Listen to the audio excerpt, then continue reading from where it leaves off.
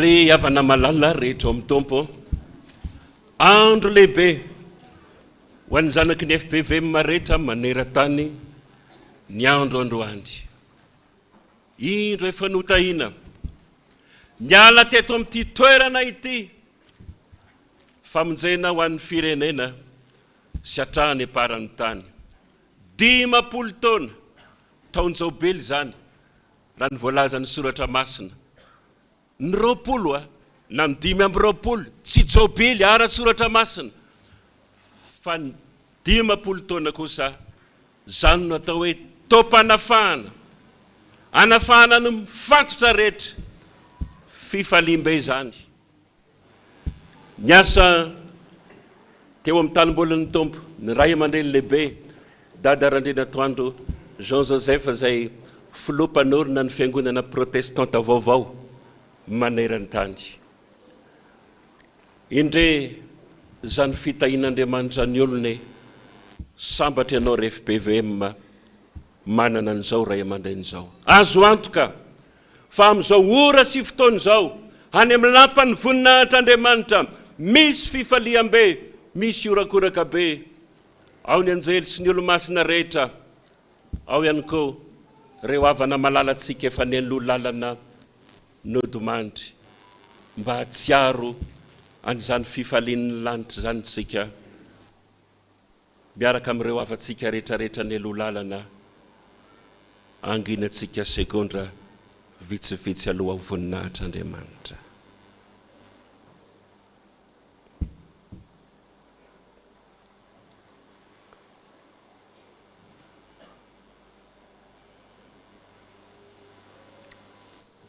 Anome voninahitra ny tompo isika.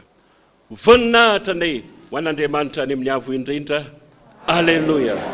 Masina, masina, masina Jehova tompony maro. Enika ny voninahiny any tany rehetra. Amen. Ho ampitombona ho amintsika mandrakariva ny riavana ny fahasoavana mampiadanana avy amin'ilay tsy miova omaly sy anio ary mandrakizay. Sokafantsika ny salamo fa 5:1. Ny salamo fa 5:1. Raisitsika ny andeniny voalohany. Mandingantsika amin'ny andeniny fa 12 ka hatramin'ny fa 9 farany. Ny salamo fa 5:1. Ny andeniny voalohany, ny andeniny fa 12 ka hatramin'ny fa 9. Rehefa hita miara mamaky ny tenitsika amin'ny anaran'i Jesosy Tompo ary rehefa zany ho fanomezantsika ny voninahitra ny tompony zao fiangonana zao lohany dia izy Jesosy Tompo ny 1:70, ny andeniny voalohany sy ny andeniny fahatelo. Miara mamaky ny tenitsika amin'ny anaran'i Jesosy lohatsika rehetra manao ny hoe Jehova, aza izay nomena voninahitra fa ny anaranao ihany noho ny famindramponao sy ny faharoambinifolo. Jehova mahatsiaro ka mitantsika, hitany taranaki Israely izy, hitany taranaki Arona izy, ho tahina zay matahotra ny Jehova na ny kely na ny lehibe. Jehova ne ampitombo anareo, dia anareo mba ny zanakareo. Hitahy anareo ane Jehova mpanao ny lanitra sy ny tany. Ny lanitra dia any Jehova, fa ny tany nomeno an'ny zanak'olombelona. Ny maty tsy mba hideran'ny Jehova na izay midina any mangingina, fa izay saotran'ny Jehova hatramin'izao ka mandrakizay. Alleluia. Amen. Jesosy mpanjaka malaza no tompo mpanjakanay. Vetesika mafy zany ho voninahitry ny tompo.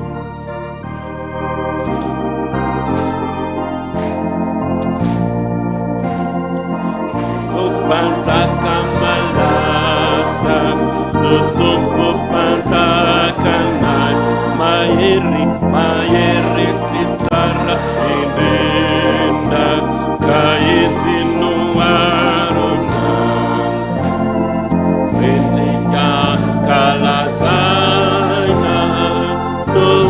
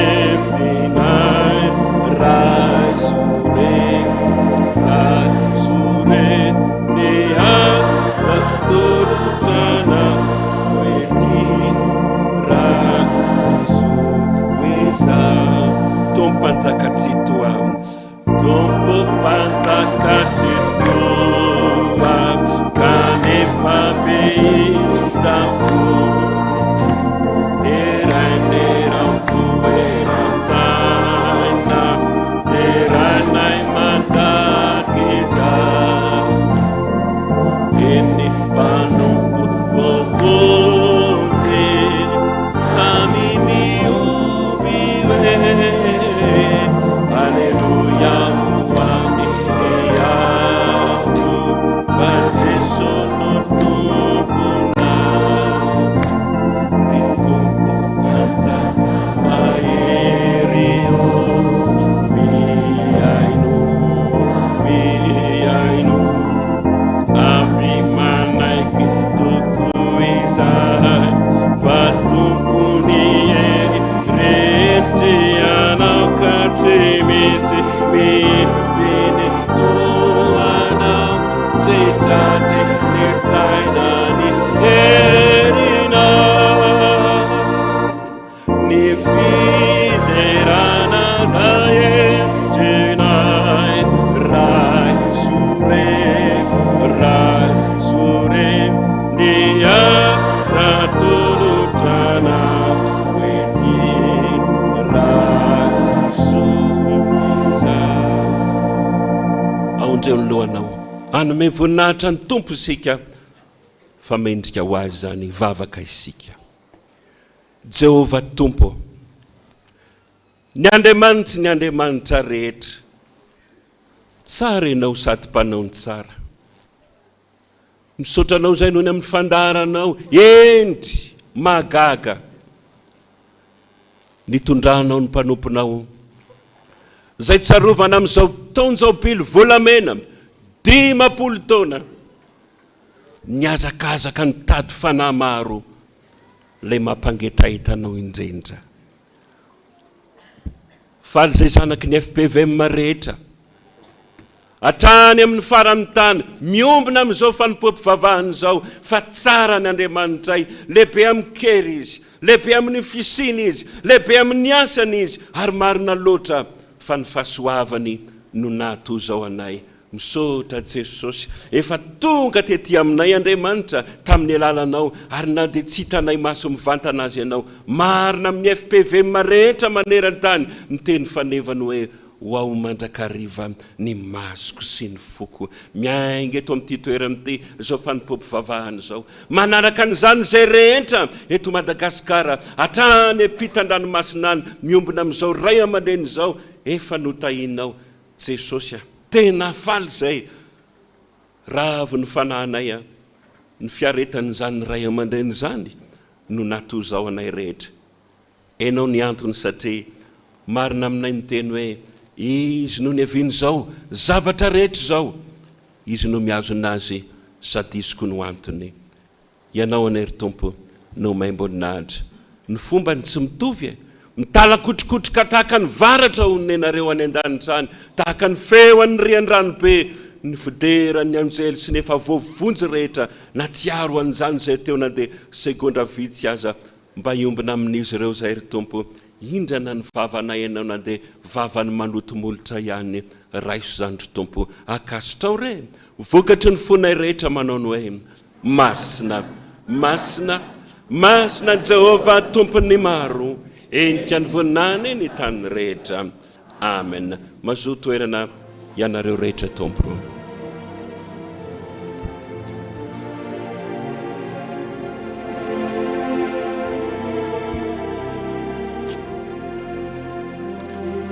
Ny firana fanampiny faefatra, ny andeniny voalohany izay voasoratra ao anatin'ny fandaharam-potoana, zany no vetesika ho mpipetrahana ihany, dia andre ny sitrapon'Andriamanitra sika avy eo.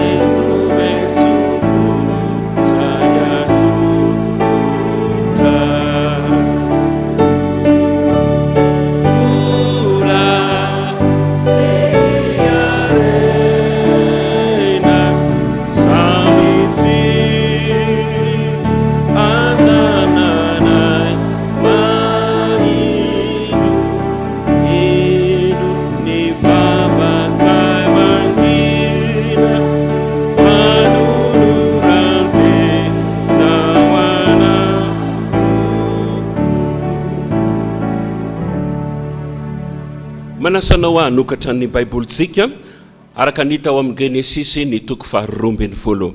Genesisy ny toko 12. Raisina ampieritrretana antsika zanak Dada rehetra zay manaraka ny fanomezam-boninahitra an'Andriamanitra amin'izao fanimpom-pivavahana zao ny andeniny 7. Genesisy toko 12 dia ny andeniny 7. Zao ny vaky ny teny voasoratra ao amin'ny anaran'i Jesosy ilay tenin'Andriamanitra tonga nofo.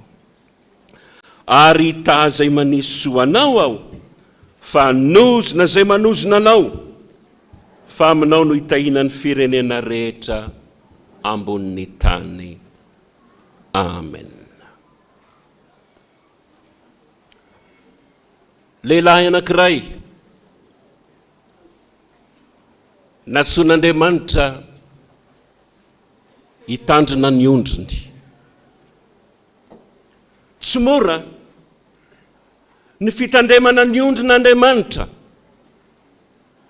satria olona ihany no ametrahany an'izany andraikitra zany. Fa misy fotoana riavana mety mampiravoravo tanana, mampalemy ny lohalika, mampatonga fanapahan-kevitra hitsoka taka ny nataony ny mpaminany anankiray fahiny voalaza ny soratra masina. Ity lehilahy anankiray ty rehefa niara ny fanenjehana sy ny tora-bato teny ratsy marobe, zao ny nataony hiala Jesosy. Tsy mahavita intsony aho, ny andefy mandrony koa laza taminy hoe nga ty hôpitaly andray zao vahoaka sy ny marary rehetrarehetra zao ianao, afaka mijanona ianao tsy manenina, mba mijery anay vady aman-janakao koa. Raisin'ilay mpanompon'Andriamanitra mpitandrina ny taratasy ametraka ny fametrahan'ny fialana izy. Zao ny zavatra nitranga re olona ny alineny namangy azy ny tompo. Malahelo ianao, tena malahelo a Jesosy, malahelo a tezitra ianao, tena tezitra mihitsy a enjehana foana na andro na alina. Hiala ianao zany. Dia nitondroany Jesosy ny andro ny mpanompon'Andriamanitra eo. Jereo aho ny tompo. Dia zao ny tenin'i Jesosy hoe kanefa ianao a ny sambatra indrindra. Boky miteny amin'ny nofy Andriamanitra pejy 220 no ahitantsika an'izany. Zao ray aman-dreny be zao a no niaran'izany rehetrarehetra zany. Fa marina amin'ny zanany rehetra na ny obolan-drazantsika izay endro manao hoe volamena latsaka mbovoka tompoko, tsy avelany so tsy hiratra mihitsy fa na inona lalana zavatra be dia be zay tsy maintsy nosaidraina nandritra n'izay 50 taona izay a mandresy ny ray aman-drenitsika ary zanaky nefa mpandresy a tsika rehetrarehetra satria Jesosy tompo izy efa niantso tahaka ny netsonany Abrahama. I Abrahama ange marina fa nanan-karena, fa izany mba handova azy tsy taova tsy volovolo fa rehefa nanaiky ny aino ny feon'Andriamanitra izy miala amin'ny toerana misy anao fa ho asehoka anao zay tsy maintsy alehanao dia nitsodrano azy ny tompo hoe ho fitahina ny firenena rehetra eto ambonin'ny tany ianao fa tadidio kosa nefa hita zay manisy soa anao ho Jehova mantsy any Abrahama fa nosina kosa zay manao ratsy anao. Engane mba tsy ho amintsika no tanteraka zany amin'izao taon'izao bely zao isaotra n'Andriamanitsika misaoran'Andriamanitra ary FPVM no tahiny anao no menany zao ray aman-dreny lehibe zao niaritra zavatra be dia be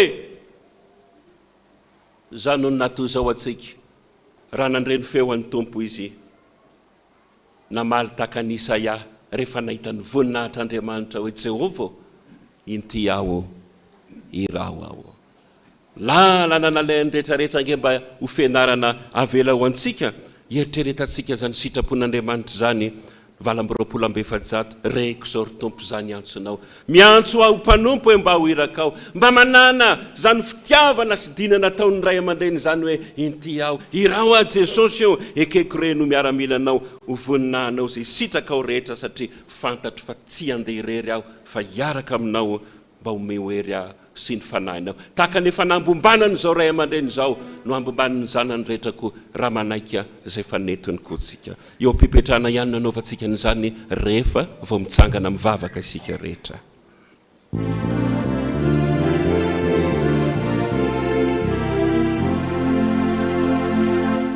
Reko izao retombo izany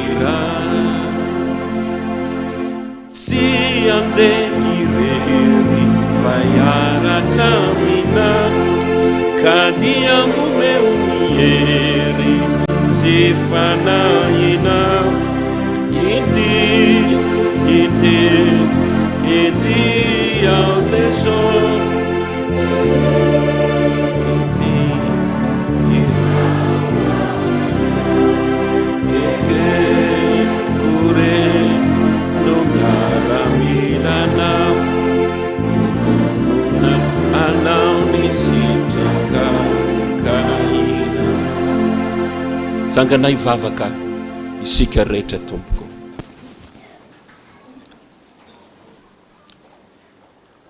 nampatsiarovina anay ry tompo teninao tamin'ny Abrahama rehefa natsonao izy hiala tany amin'ny sisiny atsinanana nitenenanao hoe ny zanakao sy ny taranakao no andova ty tany tsahany tongotra ao te fa ho fitahina ny firenena rehetra no efa niantsoko anao. Faly zay Jesosy satria tanteraka tamin'ny fiangonanao tamin'ny alalan'ny ray aman-dreny lehibe Dada Randrianantoandro Jean Joseph zany teny fikasanao zany. Tompo tsy haina ho fisafosaina mihitsy ny abetsaky ny fahoriana zay niaretan'ny ray aman-dreny marina taminy teninao hoe ho asehoko azy ny abetsaky ny zay tsy maintsy aretany mba ho voninahitry ny anarany Jesosy tompo ianao no asandatra homemboninahitra nisy fotoana efa saiky nametra-pialana ny ray aman-dreny fa ny tokony omenao azy hoe ianao ny sambatra indrindra sambatra zay Jesosy raha mba hitenenanao tahaka an'izany fa be dia be no miverin-dalana be dia be ny tsy mazaka azy fijaliana, be dia be ny nanary toky satria tery sy eto mantsy ny lalana miditra any amin'ny fansakanao. Fa raha tafiditra izay rehetrarehetra ny fiaretany zao ny ray aman-dreny zao mba araka tiany androany hatramin'ny taonany, efa mba tokony hiala sasatra izy raha ny tena marina. Fa ianao tsy mamela azy Jesosy, dikan'izany tsy mamela ny zanany rehetrarehetra. Amarino aminay ara-ny teninao, raha nanasoany dady zay ny ankohonany, marina fa tsy ohatsy ny mama, io ny fiangonanao. Fa nisy koa nefa fotoana Jesosy tsorona aminao zany, tady anisy ratsy azy zay fa hifonanay aminao, tsy ho hainy teninao aza manozona anay, fa ny fahadisoanay ento amin'ny tenanao. Fa ianao rery Jesosy ny mahazaka ny fahalemen'olombelona, ianao rery ny mahazaka an'izany. Zay mendo fa zao lalana naray andray aman-dreny zao tahaka ny nanekeny Isaia fa iny hoe inty ary aho hoe irao aho anao zay sitraponao rehetrarehetra, mba farafaratsiny nanetsasaky ny taona nanompo ny Dada aza anana ny zaniny rehetra. Mpamindra fo ianao, mpiantra ianao, mpamela eloko ianao, manomboka amin'izao dia andeha izay ry Tompo amin'ny fifalinao. Satria Andriamanitra ianao fa tsy olona ka mitolo fo mandrakariva, indray mpimaso ihany ny fahatezerako aminao eo ianao fa ho mandrakizay no ampodiko anao. Dia zany no hifaliana ry Tompo, indrana ny tononkirany Davida mpanao salama manao hoe sambatra ny olona zay voavelany elony sy voasarona ny fahotany, sambatra ny olona zay tsy isainy Jehova eloka ary tsy misy fitaka ny fanahiny. Amen.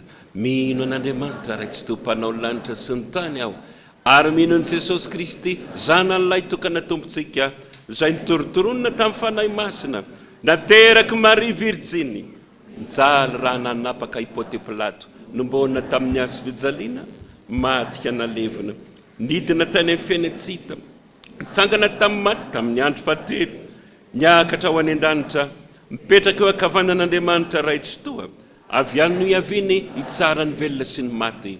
Mino ny fanahy masina aho, fiangonana masina manerana n'izao tontolo izao, fiombonan'ny olona masina, ny famelan-keloka, fitsangana amin'ny tena amin'ny maty ary ny fiainana mandrakizay.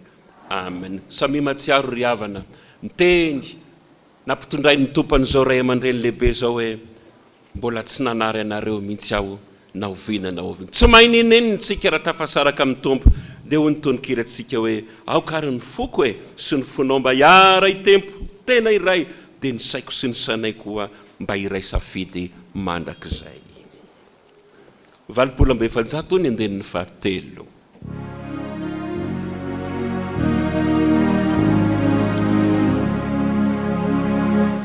Aokany foko sy ny fona yara hitempo tena iray,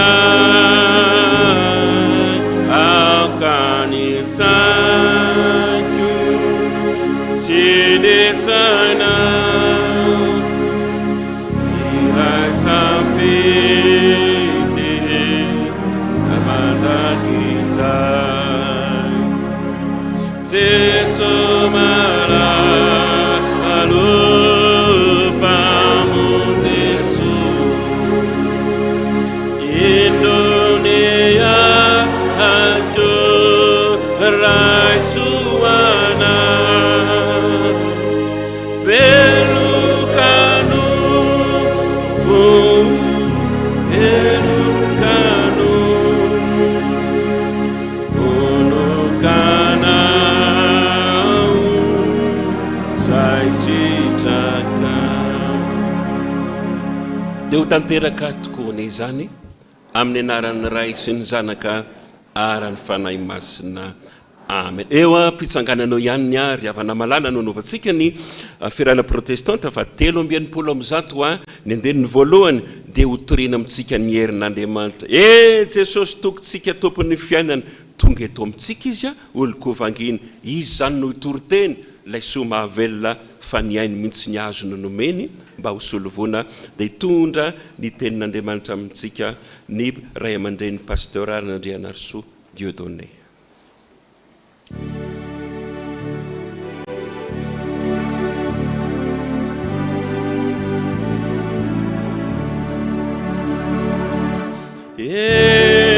Jesosy tokitika tompony fiainana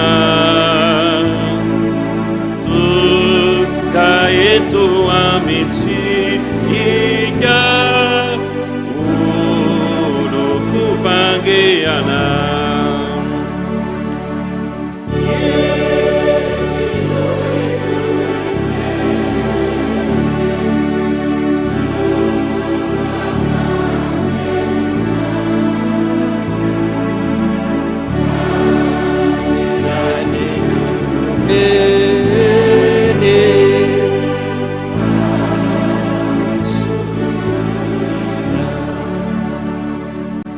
Vavaka isika rehetra tomboka. Ry Andriamanitra rainay izay ny an-danitro, eniky ny fifalianao ny fiainanay zanak'olombelona, indrindra izay zanaky ny FPVM maneran-tany. Renay ny feonao Andriamanitra fampoanay ny fahasoavana nomenao an'izao tontolo izao izay natokanao manokanao anay koka, nanomezanao na ray aman-dreny Dada Randrianantoandro mba ho rainay niteraka anay ka naizanay nahita sy nalala ary nandeharaka ny sitraponao iantoana ny mandraka izay nay ankalaza eto izay androany ka andreny feonao Andriamanitra mitenena aminay fanamasono ary azono izay mba ho tafaray tanteraka aminao andreny esanay zany feonao zany. Misaotra indrindra Tompo aminaranao ny nangatanay zany. Amen. Mazotoerana isika rehetrarehetra ry havana malala. Ry havana malala amin'ny Tompo mbola mitomboly amintsika mandrakariva ny fahasoavana sy ny fiadanana ary ny fifaliany fanamasina izay ombona atsika rehetrarehetra amin'izao andro fety zao ary dia miaraba manokana na ray aman-dreny Dada Randrianantoandro natratra zao fankalazana ivo ny fankalazana ny 50 taona nampitandrina anao zao ary dia mirary zay raha mirary ny 50 taona mbola manaraka ho avindray hoentina eto anatren'Andriamanitra zany mba ho tanteraka ifalianay mandrakarivany amin'izao nanendren'Andriamanitra anao amin'izao asa lehibe sy masina izao ary dia miaraba manokana anao koa zay amin'ny ray anao satria andro fetina ray androany miaraba ny ray mpianakaviana rehetrarehetra ihany koa mirary soa antsika rehetra samotain'Andriamanitra ka tsy ho diso ny mananjara ary ho feno ny fitain'Andriamanitra manokana ho anna ray rehetra zay manatrika eto sy zay manaraka mivantana zao fandarana sy fanompompivavahana fankalazana zao. Andeha andreny tenin'Andriamanitra tsika zay raisitro ampanetretena satria no tendrena andray anjara ho amin'izany fitoriana ny tenin'Andriamanitra zany aka dia ny teny amin'ny tantara faharoa toko fahasivy sy ny toko faharoapolo misy andininy anankiray avy amin'ireo zay andraisantsika fampahirezana sy ampahirezantsika koa ny ray aman-drenitsika Dada Randrianantoandro amin'izao androany zao. Ny tantara faharoa toko fahasivy dia ny andininy fahavalo ihany, ny tantara faharoa toko faharoapolo dia ny andininy faharoapolo ihany koa tapany farany. Tantara faharoa toko fahasivy any amin'ny pejy fahefatra sy efajato zany amin'ny baiboly tsotra tsy misy référence. Tantara faharoa toko fahasivy ny andininy fahavalo dia ny tantara faharoa ihany toko faharoapolo ny andininy faharoapolo dia ny fehezanteny farany indrindra na ny tapany farany amin'izany andininy faharoapolo zany no Iarahantsika rehetra mamakika andraisantsika ny afatry ny soratra masina. Tantara faharotoko fahasivy andininy fahavalo dia andesika rehetra mba iara-maky zany andininy fahavalo izany. Naran'i Jesosy Tompo. Isaorana ny Jehovah Andriamanitra ao, izay tianao ka nametraka anao amin'ny seza fiandrianany, ho mpanjaka ho an'i Jehovah Andriamanitra ao, fa noho ny fitiavan'Andriamanitra ao ny Israely, hampitoetra azy mandrakizay no nanaovany anao mpanjakany mba hanao fitsarana sy fahamarinana. Tantara faharotoko faharoapolo ny andininy faharoapolo ny tapany farany. Minoa an Jehovah Andriamanitra reo, dia ho tafatoetra ianareo. Minoa ny mpaminany, dia ambinina ianareo. Amen. Ray masino, manamasinana amin'ny fahamarinana, teninao ny fahamarinana. Amen. Riavana malala, Andriamanitra mihitsy ny resy lahatra tany an-danitra tany, fa misy olona azo antoka ety ambonin'ny tany, misy olona azo ametrahana fitokisana ety ambonin'ny tany, misy olona azo irana ary tsy mba beady hevitra, tsy mba maniratsira raha irana, tsy mba mafilora tenenina, dia mahatsiaro Andriamanitra miara-paly amintsika rehetra ao anatin'izany tsy fahadisoana safidy nataony zany manoloana an'izao ray aman-drenitsika izao dia Dada Randrianantoandro zany. 50 taona niazakazanatra ny andrefanany, na dia mbola mety tsy hitany masitsika ary zay zao tsy mba nahitan'izany. Fa nandritra an'izay niombona antsika rehetra tamin'izay, izany tsy nahita soa, izany tsy nandray fitahina, izany tsy nandray fahasoavana hatramin'ny kely ka hatramin'ny lehibe indrindra. Ny amin'ny hatramin'izay efa to hoe diso fanantenana azy, zay efa to kivy tsy nahita lalako manantsony, zay efa to ny andrandra hoe efa ao amin'ny fahafatesana sisa, rehefa tafahoana taminy. Nahazo sosa tsy nahazo, tsy diso safidy Andriamanitra raha lasa anabavy. Tsy diso safidy Andriamanitra nametraka azy eto Madagasikara, ary tsy nieto ihany fa hatrany ampitan-dranomasina any isika rehetra zay manaraka zao fanompoam-pivavahana zao. Nandray fahasoavana, nandray arena sarobidy ary tsy voavidy mbola mikareny zany raha lasa anabavy. Nefa dia nomen'Andriamanitra maimaim-poana, nataon'Andriamanitra tao aminy tao zany. Sambatra raha samy sambatra ny asika, marina zany sa tsy marina? Tiafa an'Andriamanitra raha marina zany. Sambatra samy sambatra tsika rehetrarehetra, nomen'Andriamanitra mpaminany azo antoka, mpaminany eken'Andriamanitra, mpaminany amarin'Andriamanitra na dia niteniny azy.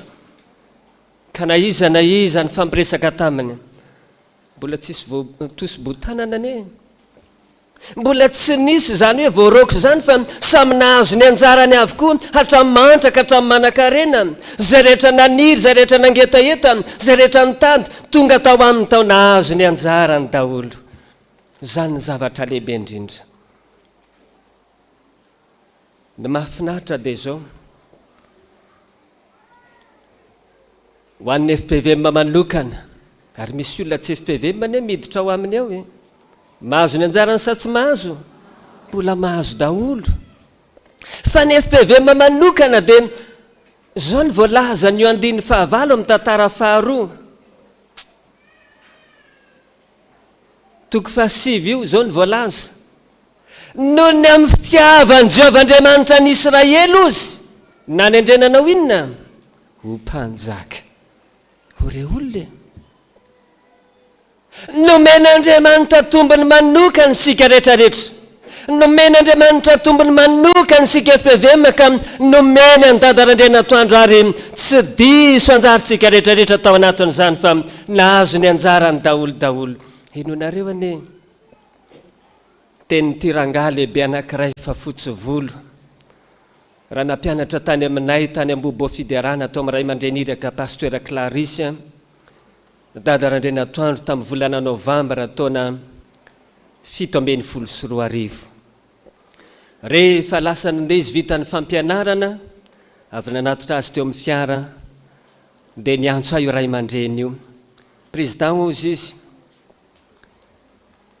mbola ny avaratra ny Jorobe azo ny mody. Zany veo a, mbola ny any mody ozy. Tsara zany fa misaotra anareo fa dia ampitao amin'ny rehetrarehetra any a ny fahavitany zavatra rehetrarehetra teto. Nanahoana ho an'ny fahitanao azy? Zany mihitsy ny nanatonako anao président ozy. Tsy mbola natsiaro sambatra ohatran'izany aho ozy fa ay ve zany ozy ohatran'iny le Dada Randrianantoandro? Nietsika ny foko na tsy ampan'izany hoe misy olona andalovany fotsiny dia maninona? Sambatra. Fa ianao mba ahoana? Misy olona mahita ny endry mandray ny feo ny sambatra fa isika miona amin'ny andro aman'alina indrindra ho antsika ty Antananarivo sy ny manodidina eto Madagasikara. Manahoana ny mba fandraisanao azy? Manahoana ny fahitanao azy? Raha lasiana bavy eo, averiko aminao indray fa tsy diso safidy Andriamanitra nametraka azy eo anivontsika. Tsy diso safidy Andriamanitra nanendry azy ho mpaminano any Madagasikara, fa isika rehetra ny anatanteran'izany faminaniana zany, isika rehetra miantefany zany hery sy ny asa ny faminaniana ataony zany. Isan'andro san'andro an'izy mivavaka ao atsika, isan'andro san'andro an'izy manonona ny anarantsika eo anatrehan'Andriamanitra. Ka raha zao tao mpakalazana amin'ity taona 1 ty, nindra ny androany, ny androany mba irian'Andriamanitra, mba hijerentsika azy rehetrarehetra. Raha lasiana bavy, fotoana tokony hanandratatsika vavaka ao azy any amin'Andriamanitra zao. Satria nahoana?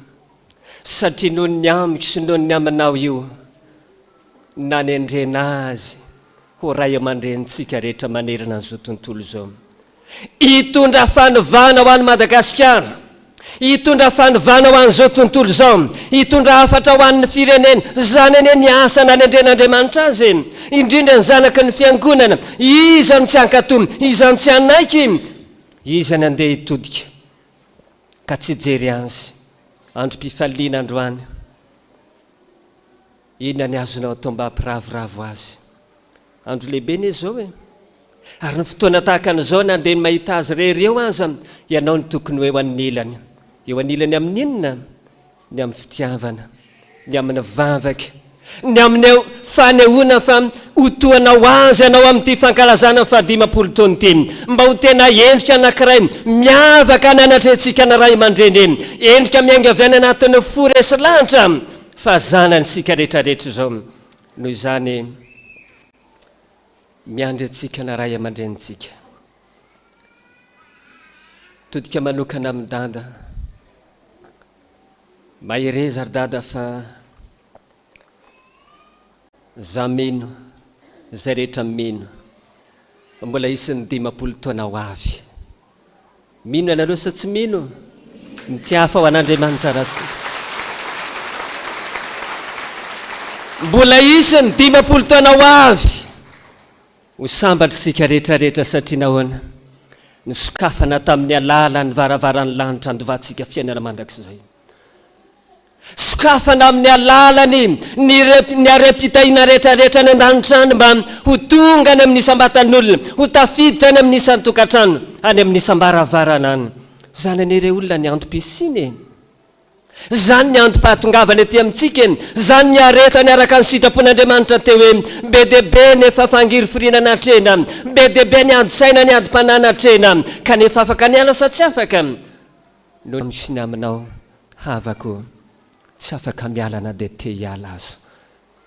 Mbola mijoro nefa na ray aman-drenitsika, mijoro ka tsy milovika na inainina mitranga na ininina miseho.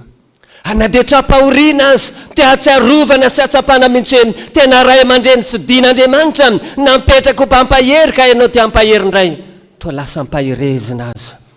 Zany ny atao hoe Dada Randrianantoandro, miavaka amin'ny olona rehetra, miavaka amin'ny olona rehetra zay ambara fampitandrina, kanefa ao Andriamanitra lay tsy mba mamela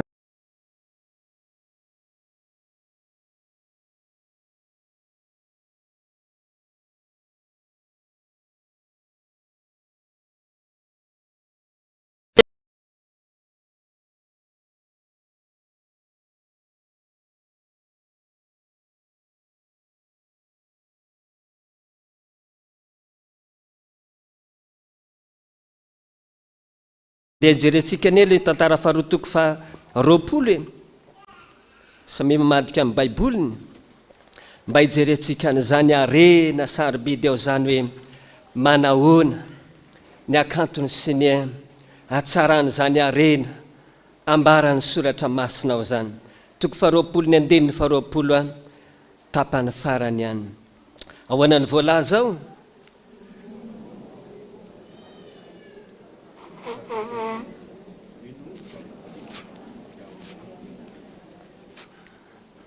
minoan'iza ozy izy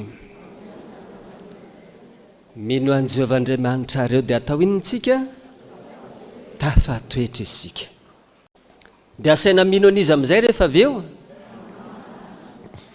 mba azonareo an-tsaina moa ny hevitra zany ny finoanan'Andriamanitra tomboko ny mahatafatoetra antsika an'Andriamanitra amin'ny fiainana maha-kristianina ka ahafahana mametraka ny antoka ny amin'izany fandovana fiainana mandrakizay zany fa saingy azadiny fa tsy feno zany tsy ampy zany ka tsy azosika eritreretana hoe rehefa mino an'Andriamanitra dia ampy zay fa ny porofo fa mino an'Andriamanitra sika fa toetra amin'izany finoanan'Andriamanitra velona zany sika dia tsy inona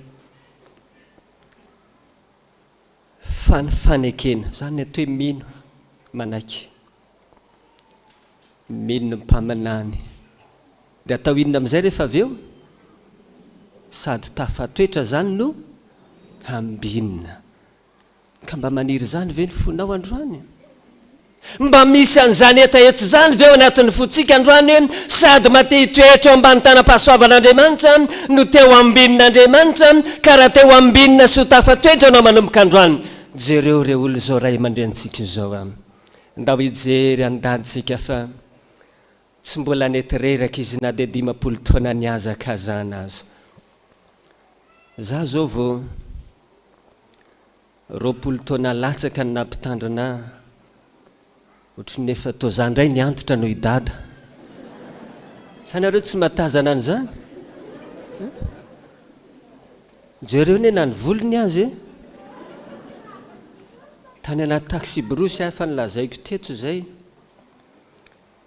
isy vehivavy sy lehilahy teo anilako amin'ny akavanako zay misisiny le rangahy io sola be dia le raha matoa anilany ao amin'ny akavanany ao mandinika azy foana zany eritreritry hoe mpivady izy ireo kay tsy mpivady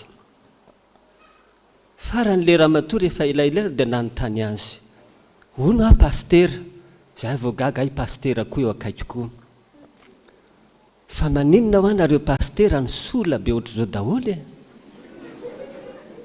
dia nimele pastera sady nitodika tany amin'izao ny valiteniny nga mo tsy fantatrorana bava ozy fa zay pastera ne ka tsongon'olombolo zay tonga rehetra ozy izy mitondra olana manongo dia lasa zay tonga rehetra mitondra olana manongo misafoko amin'izay ny lohako ny aty zano mbola tsisy nanongo mba jareo neny ny Dada nisy nanongo sa tsy nisy mandaingy anareo sika rehetra nanongo an'io daholo fa ampitoerin'Andriamanitra na dia ny volondony aza raha lasana bavy eo amin'ny tiafa ho an'Andriamanitra ampitoerin'Andriamanitra na dia ny zavatra kely ny zavatra madinika indrindra amin'ny fiainany azy ka tsy havianan'Andriamanitra ho ravana dia kely akory azy satria tianao marina mandrakizay aminy ny voalaza ny soratra masina hoe na dia ny volondohanao aza Dada hoy Jesosy isaiko ary vao isako foana foana zany porofom-pitiavan'Andriamanitra azy ene zany nahoana tsy horeniny fananao anatinao zany amin'izao ny fankalazany zao hoe ny fitiavan'Andriamanitra ny ray aman-drenitsika io ane ka porofitiavan'Andriamanitra atsika koa ka raha teo tafatery sika tian'Andriamanitra ho ambinina isika andao anaiky azy manomboka anio anaiky azy misy maro mpitiavana takian'Andriamanitra amintsika amin'izao fankalazany zao mba fantatrareo ve zany inony zany mariky ny fitiavana mba takian'Andriamanitra matoantsika amin'izany amin'izao taom-pankalazany zao fahavitany inona inonareo ny tantaran'ity lehilahy anankiray tafahoana tamiko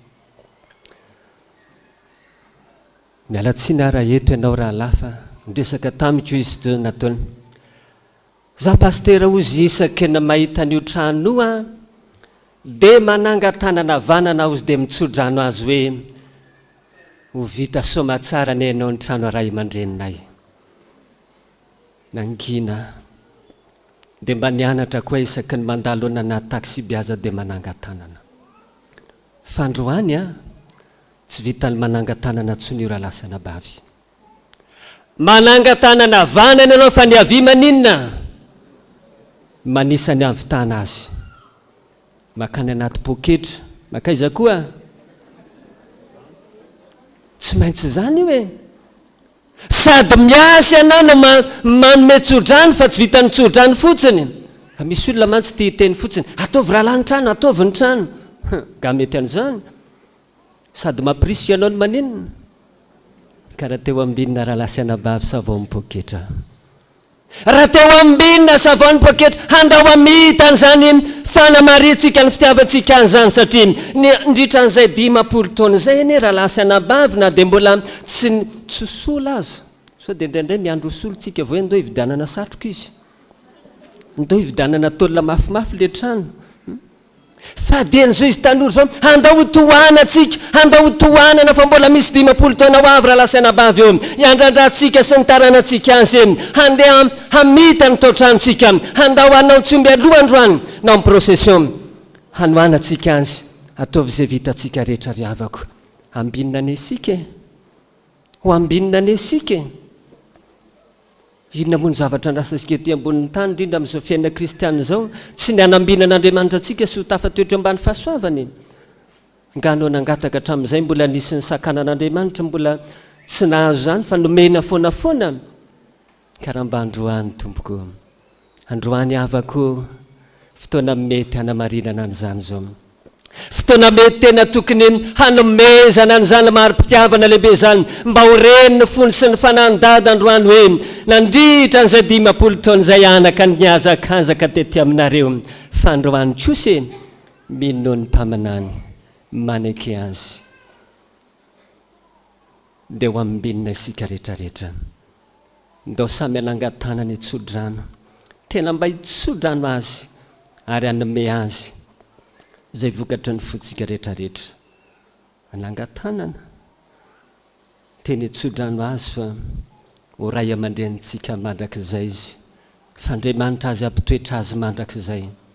Isika anaiky tadidio tsara fa ny fandavana ny olom-bofidin'Andriamanitra neka miteraka ozona araka ny sitrapon'Andriamanitra teo hitazy manisy soanao aho izy ary maninona hanozona izay manisy ratsy ianao. Ka tandremo ireo olona tsy manangan-tanana fa sanatriny vava nangambozina. Misy koa zany hainareo zany manangambozina ho sanatriavina neka ny zanaky ny FPVM dia anangambozina amin'ny mpaminany. Fanangan-tanana mba ho fitsofin-drano azy ka aneo marika hitamaso amin'ity androany teny. Ilaitsika nena ray aman-dreny, ilaitsika io amin'ny zavatra rehetra dia ilaitsika ary azadiny fa tsy manana na inona ety ambonin'ny tanytsika fa ny fiainantsika dia zao miandoka atsika mandrakizay Andriamanitra. Ary tsy vitany hoe miandoka atsika fotsiny izy fa manome ny mpaminany izay azo antoka, mpaminany azo anteherana hanolo-tsaina sy hanolo lalana atsika. Zany ny atao hoe olom-bofidy, zany ny atao hoe olona nametran'Andriamanitra fitokisana. Anisan'izany ray aman-drenitsika Dada Randrianantoandro. Noho izany averiko farany fa sambatra raha samy sambatrasika. Sambatra raha samy sambatra isika rehetra manana azy, sambatra raha samy sambatrasika eo anilany. Ny zavatra farany izay lehibe indrindra amin'ny fiainan'ny olombelona tsy mbola naheno azy tsy voava satria miteny amin'ny Andriamanitra. Indraindray ny manahirana ny sasany mantsiny dia ny mieritreritra an'izany hoe io ny le mpaninofy. Fa raha mijery ny tantara raha baiboly any atsika ka efa trany amin'ny andron'i Josefa ny nanahirana ny olona ninona ny maninofy, fa saingy ny maninofy ny lasa prime ministre rehefa avy eo. Tsy zany ny tantaran'i Josefa.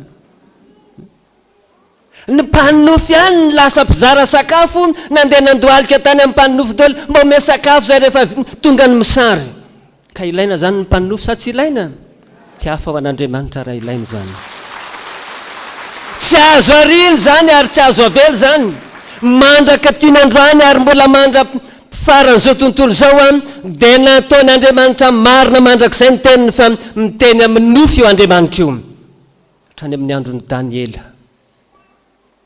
hatramin'ny Nebokadnezara mpanjaka aza ny lelany zany mpandika nofy zany sambatra ny tsika manana an'izany tsika rery ny manana an'izany zao rehetrarehetra zao milaza fa maminany fa vao maheno hoe maninofy nofy ririnina zany ny azy ririnina fa ny atsika lohataony dia volana isan'andro zay ny atsika manana arena amin'izany tsika raha lasaina bavy manan-karena tena manan-karena amin'izany tsika noho izany a handao hifankatehandao hivavaka manomboka an'io asan-dato amin'izay nivavaka fa za zao mieritreritra hoe mandritry ty taona ty ny zao dada tokony maka aina maka volotava tena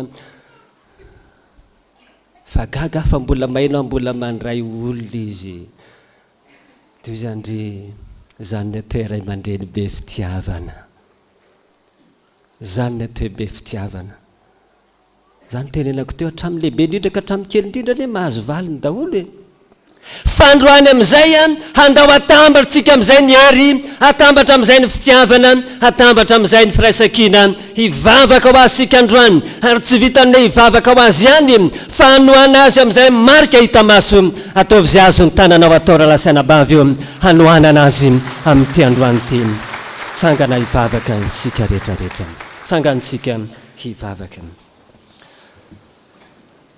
ry Andriamanitra rainay zay ny an-danitra indreny hafalinina fonay indreny hafalinina fanao anatinay mandre fanampitoetra an'izao ray aman-dreny zao nivinay ianao ary eto zay androany maninaiky fa izay ny antony zao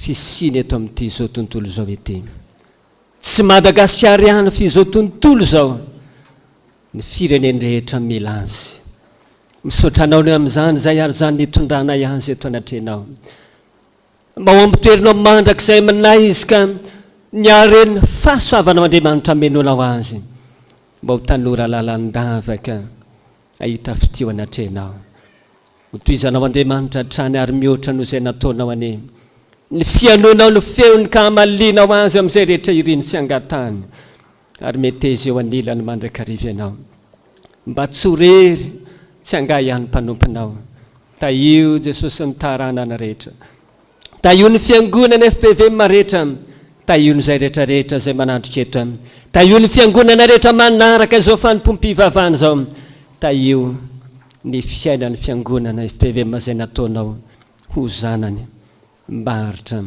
mandra-piavinao eny amin'ny raha lanitra ho tafatoetra amin'ny fanarananao ihany koa dia voninahitry naranao ane zao andro lehibe androany zao ka ny fahavitan'ny trano Andriamanitra ho satria anao nefa nilaza fa miasa foana ny mpanao ny trano raha tsy Jehovah ny manao ny trano dia anao niara-miasa aminay rehetra ka sio ny fonay androany ary mba ho fitaovana ray lehibe hamitana zao tranonao Andriamanitra ho mari-pitiavana ny ray aman-dreny nomenao anay Dada Randrianantoandro zany ny anaranao Jesosy nangatana izany amen mazotoerana isika rehetra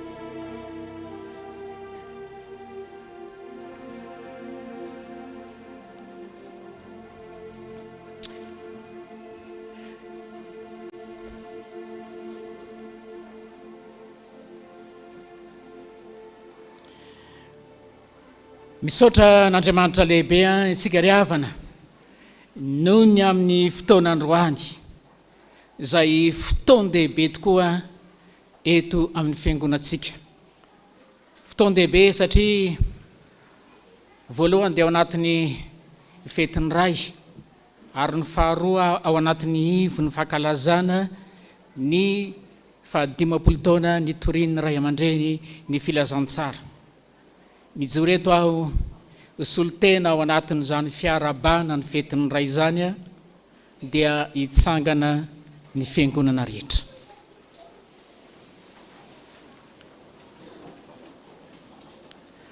Dada angamba tsy maninona raha mipetraka.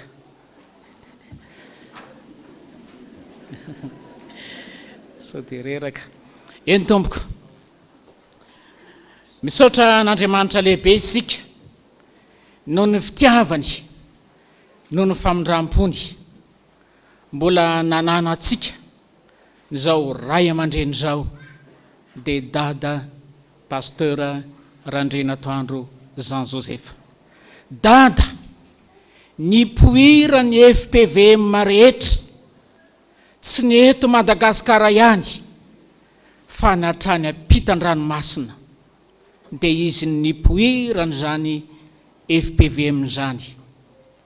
Miarabanao manokan'izay Dada ao anatin'izao fetiny ray zao natratraranao ndray an'izany fetiny ray zany dia mitodika miarabanao manokana ny zanaky ny fiangonana rehetra eto amin'ny FPVM Taninanandrano, ny fiangonana FPVM rehetra manerana ny Madagasikara, eny fa na dia hatrany ampitan-dranomasina aza dia faly miarabanao manokana ao anatin'izany fahatratrarana ny fety ny ray zany.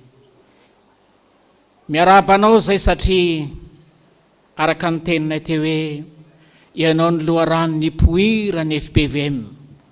Ary amin'ny resaka FPVM dia tafiditra ao anatin'izany ny mpino rehetra ao anatin'ny fiangonana manerana ny zao tontolo zao.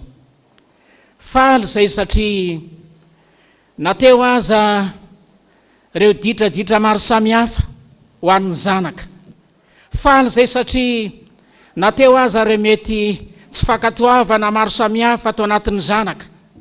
Ireny rehetrarehetra ireny vao maika vainafo na mpitombo ny herim-pitiavana tao anatinao reto zanaka malalanao reto zay maniry ohatry ny anana manerana n'izao tontolo zao. Totra tanteraka le teny malagasy manao hoe tahaka ny anamamy ny volo sarika na ny sorana vao medongadonga. Makasitraka ray aman-dreny fa tena tianay tokoa ianao, nitaizanay tokoa ianao, nanana rispo, nanana fitiavana tao anatin'ny fitezana sy ny fikolokoloana maro samihafa ho an'ireto zanakao reto. Dada, miarabanao zahay amin'izao fetiny ray zao. Fa sangin'ny toky omena ianao kosa ny zanaka FPVM rehetra manerana an'izao tontolo zao manomboka hatramin'izao dia mba hiezaka izahay akato ny anatra, ny didy, ny torohevitra zay homenao ho fitezana ny fanahinay mba hanananao fifaliana. Tahaka ny tenin'ny apôstôly Jaona manao hoe tahaka ny tenin'ny apôstôly Jaona manao hoe tsy manana fifaliana lehibe mihoatra noho izao aho dia ny fahafantarako fa mandeha ny famarinana ny zanako.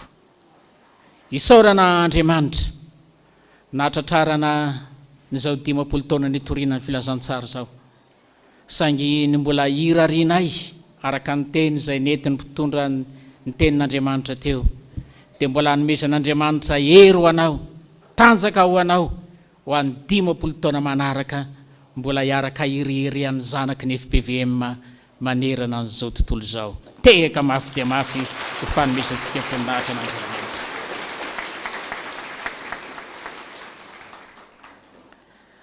Manoloana ny fetiny ray dia misy fampianarana nomeny Dada ho antsika.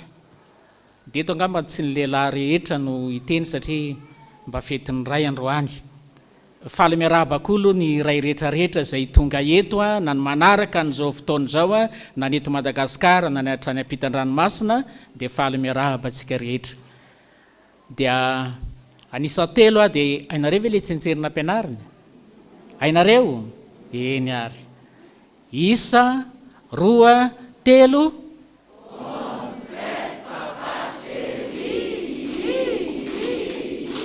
Teka mafy dia mafy fanometratsika voninahitra n'Andriamanitra. Eny Dada dia mirary fahasalamana ery sy tanjaka ho anao. Hira anankiray no iarahantsika manao dia angamba ao anatin'ity tsy maninona na miaraka ary ny lehilahy sy ny vehivavy. Dada hira ny pasteur Jocelyn ataontsika izany mba hitrotrotsika mivavaka ny ray aman-dreny dia tsy mipetraka tsika raha tsy vita ny vavaka.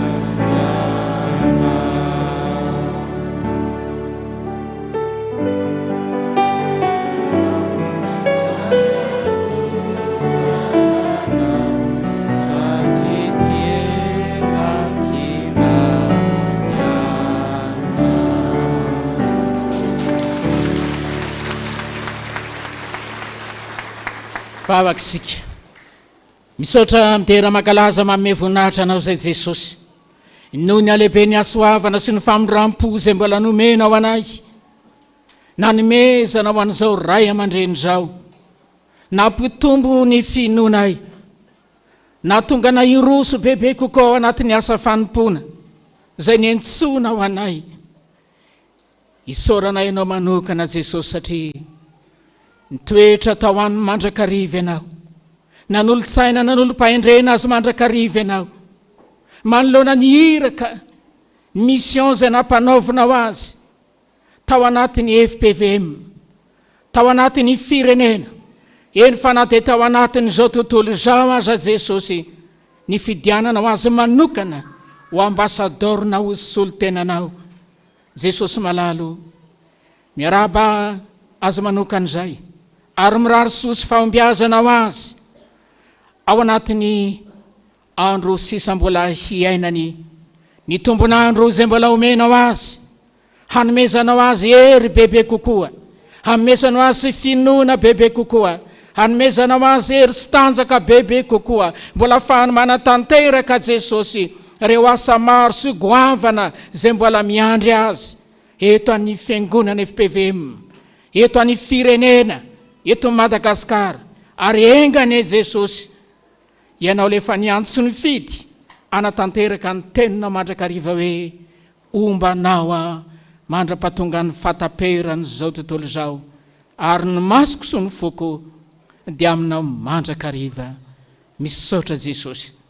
Zay zanaka kosa Jesosy, omelay fanamay makatoa mba hananany ray aman-drenynay fifaliana araka ny tenin'ny apôstôly Jaona manao hoe tsy manana fifaliana lehibe mihoatra noho izao aho dia ny fahafantarako fa mandeha ny famarinana ny zanako. Dia misaotra Jesosy, dia tolotra anao ny dera sy ny haja ary ny voninahitra efa nao hatramin'ny taloha zany ka mbola anao mandrakizay. Dia misaotra Jesosy, ho dia raina ny anaranao. Amen. petraka ny fiangonana. Manoloana ny izao fankalazana ny fety ny raha izao dada, ny fiangonana FPVM dia manolotra fanomezana manokana ho anao dia ny pneu 4x4 le pneu le 4x4 ao efatra tsy misy anombinana dia atolotry ny fiangonana FPVM ho anao zany. Mbola ahafahanao manatanteraka ny asa sy ny adidy zay napetraky ny tompo taminao. Dia mahereza ombana mandrakariva Andriamanitra. Tonga eo amin'ny fotoana ihany koa tsika zay misy tsika zay karazana entité maro samihafa zay anolotra zany fanomezana zany dia tonga ao anatin' zany tsika. Ao ny birao foibe FPVM, ny komity ny fankalazana ny 50 taona nitondrany ray aman-dreny ary ny firaisan'ny sapana eto any FPVM tany Nanandrano. Dia mandeha araka ny filarany teo ngamba tonga dia mba mitsangantsika mandeha ingaky.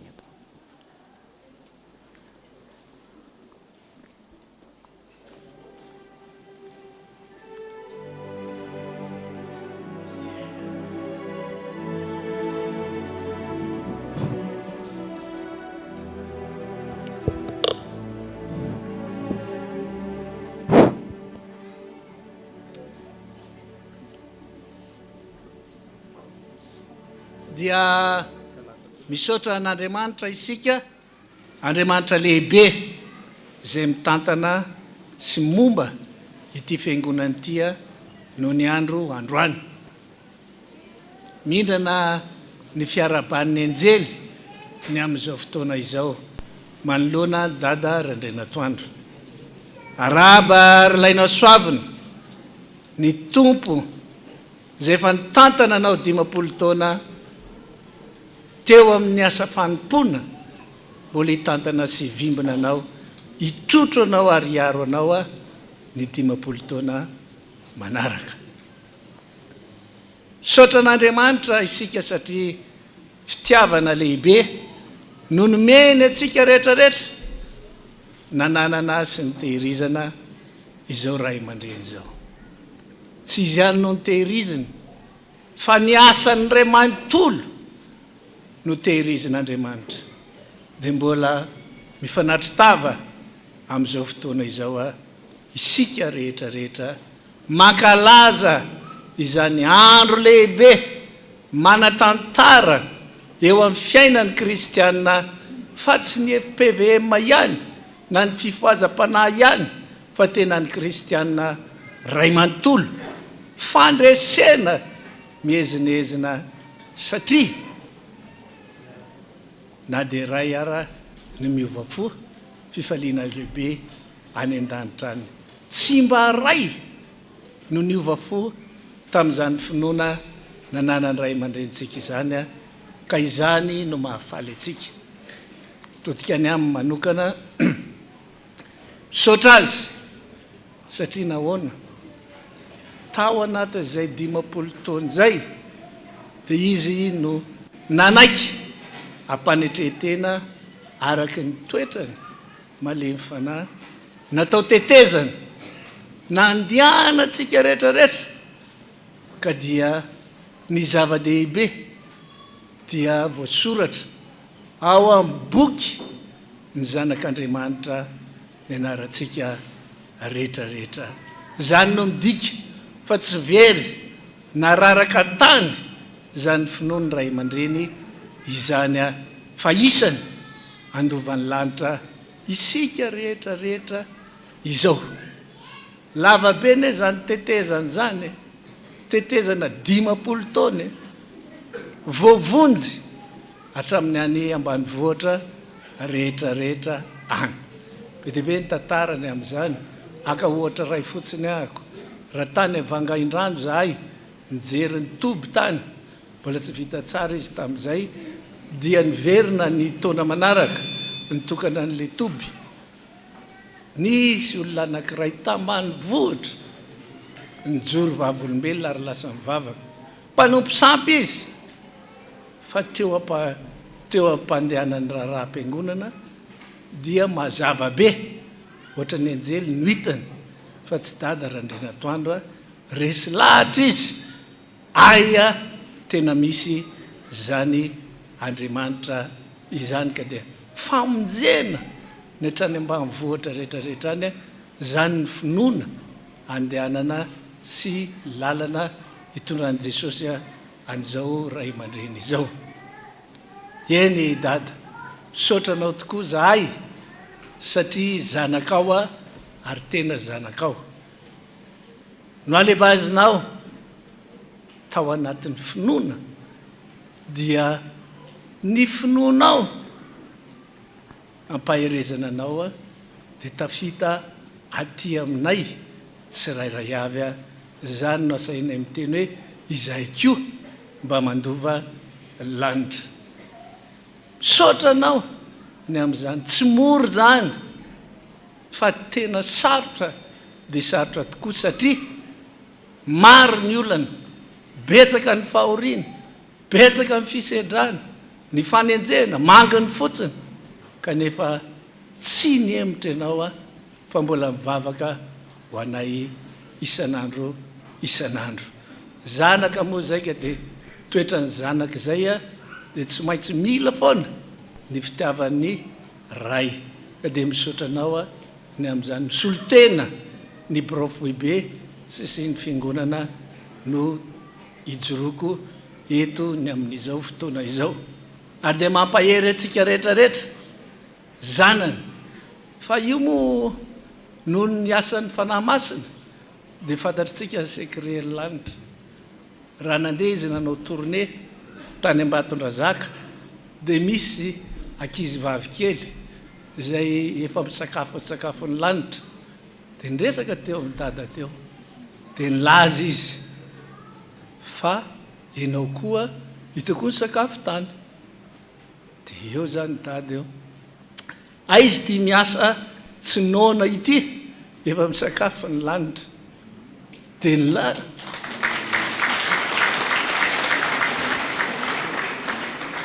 dia nilaza lay zaza hoe efa vita hony ny tranony dada anankiray tranony 50 taona any an-danitra zany fa ny tena nafinaritra dia naheno hoe efa manomboka ny tranony faharoa Jesosy ho an'izy indray zay ho an'ny 50 taona manaraka tsy niteniteny fotsiny fa nany any an-danitra raha miaika zany ray aman-drenitsika zany fa zava-dehibe no vitany any lanitra fa na dia madinika rizy tety fanenjika sisakitsahana ny matoky amin'ny kely ety an-danitra no ataoko manapaka amin'ny be ozy izy Andriamanitra ka dia sady mampahery antsika mampahery any dada ihany koa ny amin'izay fiainana miaraka amin'izay fa samy nahita an'izany famonjeny zany tsika tsy ny hoe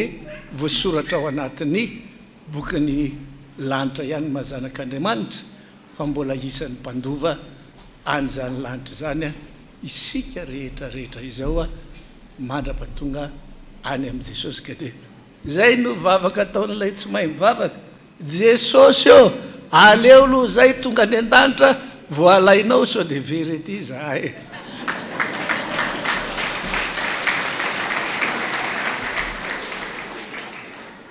Betsaka mbola hiteny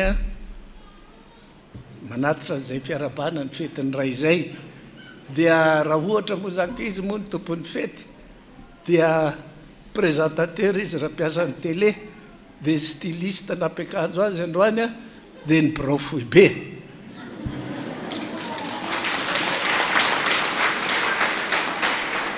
nanome complet anankiray chemise cravaty ary kiraro iny anaovan'iny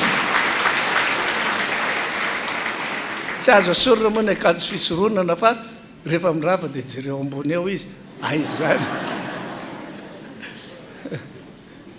eny tompoko koa miarabany ray rehetrarehetra ihany koa fa ivon'ny fankalazana ny 10 taona moa izao ka dia misy ihany koa zay voaray ny brofoibe atolotra ho an'ny dada vola 1,650,000 francs zay atolotra azy fandraisana anjara amin'izay mifankalazana ny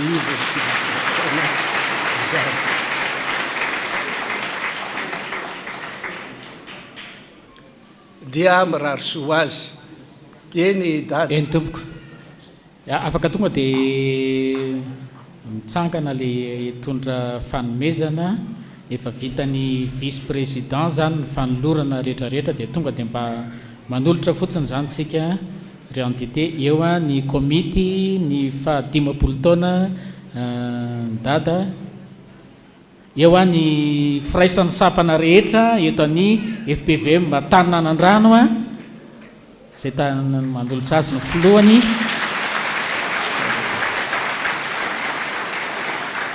eo ny président décone ny décone rehetra eto any FPVM Tanànandrano seranazy manokana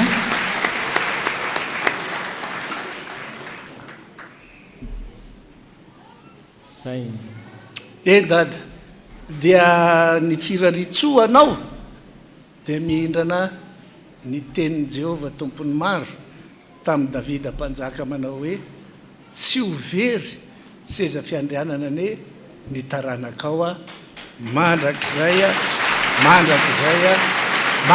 ka dia mahereza tompo mbola ataorinanao zay atsovy rehefa misy ny asa fa mbola vonina tanteraka miara-miasa raha misaotra ndrety manam-pahefana manome voninahitra ny fotoan-dehibe androany zava-dehibe eo anay ny fanotronanareo enikajy any mboninahitra Jesosy ary ny FPVM ihany koa dia nikajy any mboninahitra miaraka amin'ny dada Randrianantoandro ka dia samy ho tahiny Jesosy daholo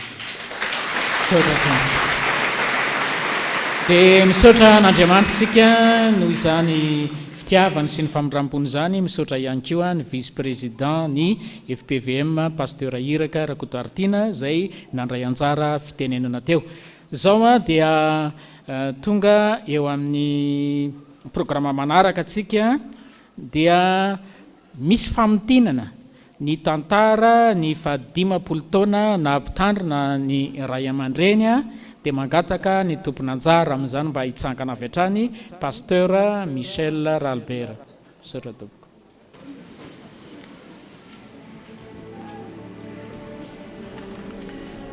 dia miaraban'ny ray aman-dreny dada Randrianantoandro ny amin'izao fa 10 taona izao Andriamatoa Ramanambitana Risara mivady lolony Madagasikara Andriamatoa Arvonjy Ravelson mivady solitenan'ny ben'ny tanàna délégué adjoint au maire eto amin'ny Tanànantananarivo pasteur Jean-Joseph Randrianantoandro filohan'ny Fiangonana FPVM maneran-tany ianareo brofoibe ny FPVM ianareo komity mpanomana sy mpiarakara ny Jobily fa 10 taona isika rehetra mpianakavon'ny finoana zanaka ara-panahy zany ray aman-dreny zany ho amintsika rehetra ny fahasoavana sy ny fiadanana avy amin'Andriamanitra Raisy Jesosy Kristy Tompo raha ny 10 taona no resahana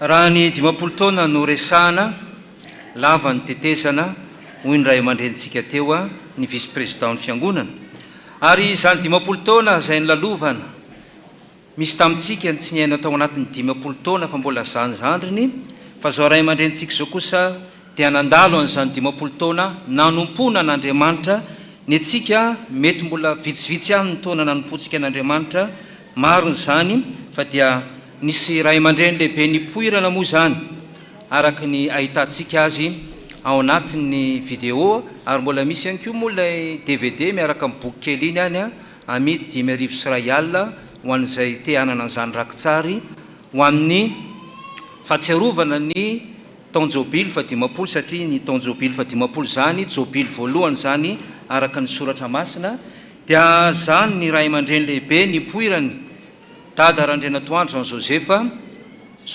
moa ny fiantsoana azy tamin'ny mbola kely satria izy koa dia mpanonofy. Dia reo ny ray aman-dreny lehibe izay nipoirany ray aman-dreny pasteur Jean Joseph Randrianantoandro. Fantatritsika tsara zany ary mbola niara-niaina tamintsika izany ray aman-dreny izany tamin'ny fotoan'andro fa dia mbola teto izy teto Tanànandrano izao ray aman-dreny izao. Tao koa reto fianakaviana ny ray tapo dia hitatsika amin'ny ilany akavia izay misy tondro kely, io no Josefa kely tamin'izany. Ary ohatrany takina an'ilay sariko ilay izy. Izy io no Josefa kely tamin'izany lehilahy mpanonofy hatramin'ny fahakeliny.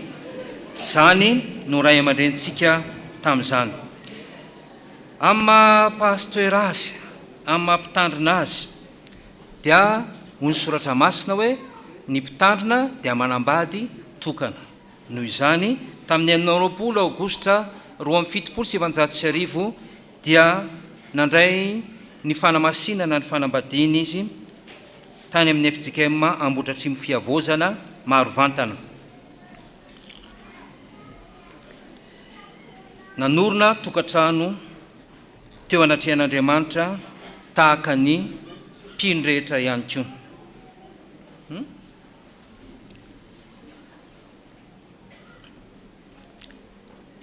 Izy moa dia tany amin'ny taona 770 no nivoaka ho mpitandrina ka nalefa ny tory sy ny asa ny tandrina ny fiangonana tao amin'ny FPVM Fiavozana Marovantana tany Ambohidratrimo tamin'izany fotoan'andro zany. Mbola robe pastoral mainty no nanaovan'ny mpitandrina tamin'izany ary anisan'ny niady fatratra zao ray aman-drenitsika izao ny hoe andao mba hovana ho fotsy itony akanjo izay akanjo fiosora nandraisana osotra itony mba ho tonga akanjo fotsy.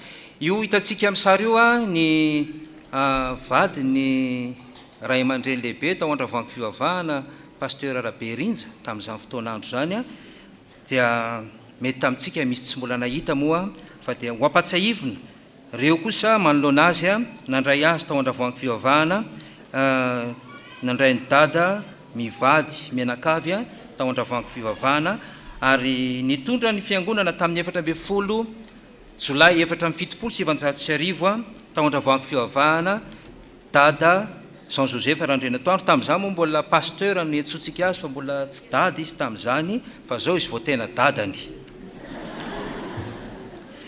Io izy fony fahatanorana manahoana fijehantsika azy.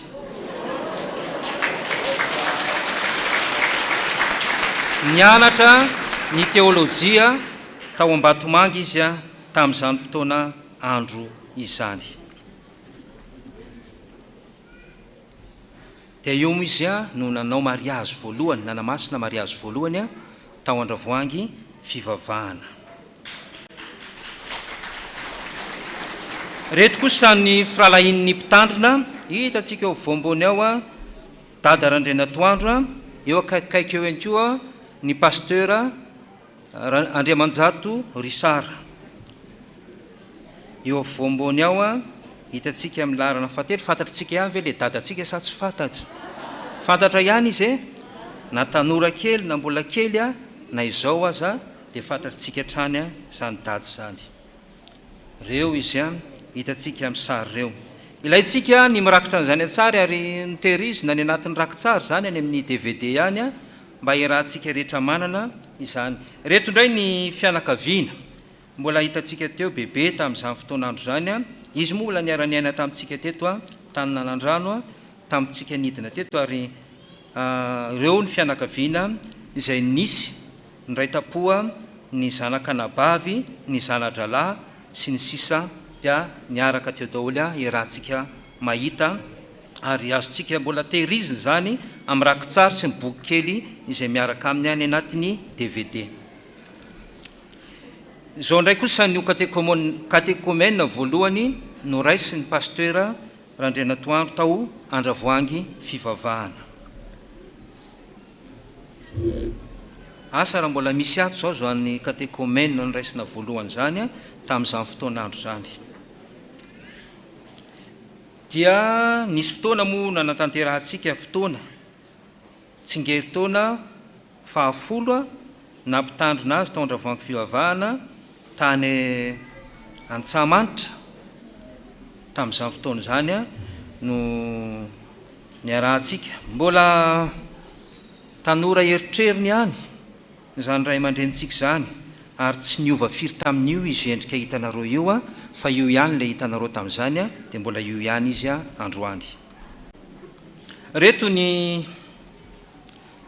fianakaviana vady andefimandry izay niaraka tamintsika moa efa nalain'ny tompo no dia any aminy io fantatrareo ve reo? I Baoly tompo vavy Baoly amin'ny akavanana raha akavia zany raha jerevanareo Lucia le akavia efa niampitan-dranomasina any reo pastera le mipetraka zatra manetry tena dia midina ambany dia ambany mipetraka manoloana zany.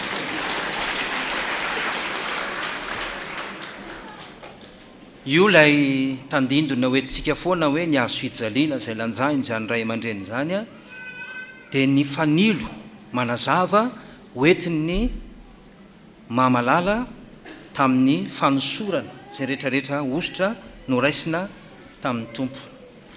Zany izy pasteur izay mbola tao andravoangy fivavahana. Nisy fotoana nitokanantsika ny trano lehibe izay asan'ny tanany maro dia niakany fivavahana niakany Raberinja taloha izay lasakany fivavahana dia niara-nitokana an'izany moa ny filohan'ny antemeram-pirenena pasteur Richard Andriamanjato ary ny filohan'ny FJKM tamin'izany fotoana andro zany pasteur Razafy Maefa Edmond ary ny pasteur Jean-Joseph Randrianantoandro.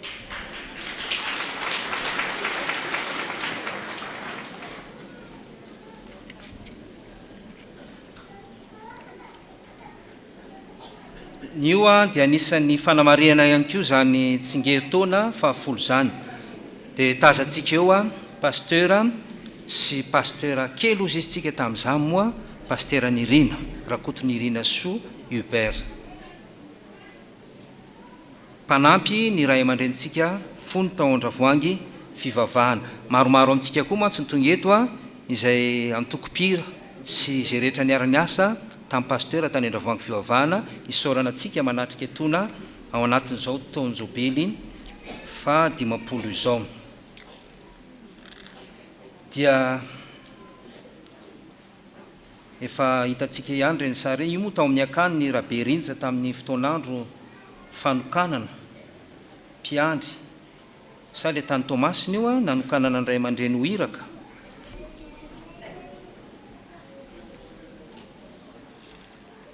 Tamin'ny taona 2023 3 novambra alarobia teto amin'ity toeran'ity io hitanareo ipetrahantsika io fa mbola vato kely sy fotaka mandrevy be tamin'izany no niarahana teto rehefa avy nivoaka tany amponjatany ireo olona voasambotra niaraka tamin'ny ray aman-dreny fito mirahalahy zany niaraka tamin'ny pasteur Jean-Joseph Randrianantoandro noho ny fanenjehana izay nahazo atsika tamin'ny fotoanandro dia nidina teto tsika ny 3 novambra taona 2023 tao anaty fotaka. Ny 3 Mai taona 2023 rehefa nakatona ela be ny fiangonantsika dia nafindra tamina fiangonana hafa dia ny 3 Mai taona 2023 dia hitantsika amin'ny sary io ny ministry ny ady tany sy ny fitsinjaram-pahefana tamin'izany fotoanandro zany Jean Seta Randrianantoandro izay nanome ny arrêté namerina ao amintsika FPVM indray anyity trano ity satria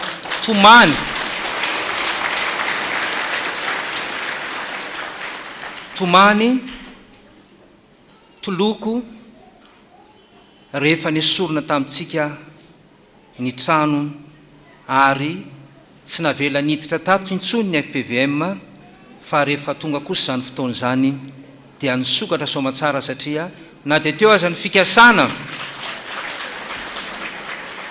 ny hoe nanerena atsika analany sy anaisitra n'izany anarana mahaprotestanta atsika izany fa hovaina anarana hafa dia Jesosy dia tsy nanala ny fanekena izay efa ny fanaovany tamintsika fa raha FPVM dia tolotsaina avy amin'ny Jesosy zany nananganana an'izany FPVM zany ary zany anaran'izany dia tena nentina teo anatrehan'Andriamanitra mihitsy. Tsaroana tsara teny avaradoa tamin'izany fotoana zany ahoana no ataontsika ary inona no entintsika anaran'izany fiangonana zany dia nanolotsaina Jesosy hoe fiangonana protestanta vaovao eto Madagasikara. Reo moa dia fianakaviana pasteur Jean-Joseph Randrianantoandro reny sy ny raitapo aminy. Dia nandalo fotoana lavabe isika 5 taona ny joroan'ny fiangonana tamin'ny taona 724. Dia teto sika rehetrarehetra niarana namarika n'izany tsingeritaona zany tonga teto amin'ity toeranyity ny Premier ministre lehiben'ny gouvernementa mahafaly solonandrasana Olivier, ny filoha lefitry ny amin'ny teny merandolona Cool Roger ary ireo mpikambana atao anatin'ny gouvernementa rehetra izay niaraka nanome voninahitra an'Andriamanitra nanamarika n'izany tsingeritaona fa 5 ny joroan'ny fiangonana protestanta vaovao eto Madagasikara izany. Lalandavitra no diavon'ny fiangonana, lalandavitra no diavon'ny zao ray aman-dreny zao ary ny fanindran-dalana trany ny fiangonana sy pasteur Jean-Joseph Randrianantoandro satria raha fitinina ao anatin'ny fotoana fony tantarany 50 taona ny sedra lalana sarotra ny sedra fanenjehana raha tsy resaka fotsiny sika izay nalovantsika tao anatin'ny 5 taona farany tany andravoangy fivavahana izay tena nahatonga ny ranomaso tamin'izany fotoanandro zany satria zao ray aman-dreny zao dia anisan'ny nosamborona niaraka tamin'ny ireo enina amin'ny rahalahy izay efa fantatsika tsara fa lasa mpitandrina avokoa ireo rehetrarehetra niaraka tamin'ny pasteur tamin'izany satria Andriamanitra no mandahatra ary Andriamanitra no mandrindra ny fiainantsika rehetrarehetra. Nandalo fotoatsarotra isika ary nisy fotoana nijoroany zany komity mitaky ny famerenana mpitandrina izany tamin'ny taona 2024 mivory andro amanalina nefa zao ray aman-drenitsika zao dia nilaza tamin'izany oka zay sao dia reraka oka zay fa andao indetsika andaotsika andeha fa nanaiky izy tamin'izany satria nisy fanerena mafy natao taminy tsy maintsy hiala tao andravoana matotonga teto amin'ity FPVM ity tsy naipotsika fotsiny tamin'izao ny hoe andao anangana fiangonana FPVM fa tena lalan'Andriamanitra mihitsy zany nananganana ny FPVM zany satria tsy niala ho azy sika fa tena noroana raha mbola tany amponjy zay dia efa nanomboka ny fandroana tamin'izany fotoana zany hoe tsy mahazo miverina ao andravoangy fivavahana tsononareo dia tany niteraka ny revongadra ananganana ny fiangonana.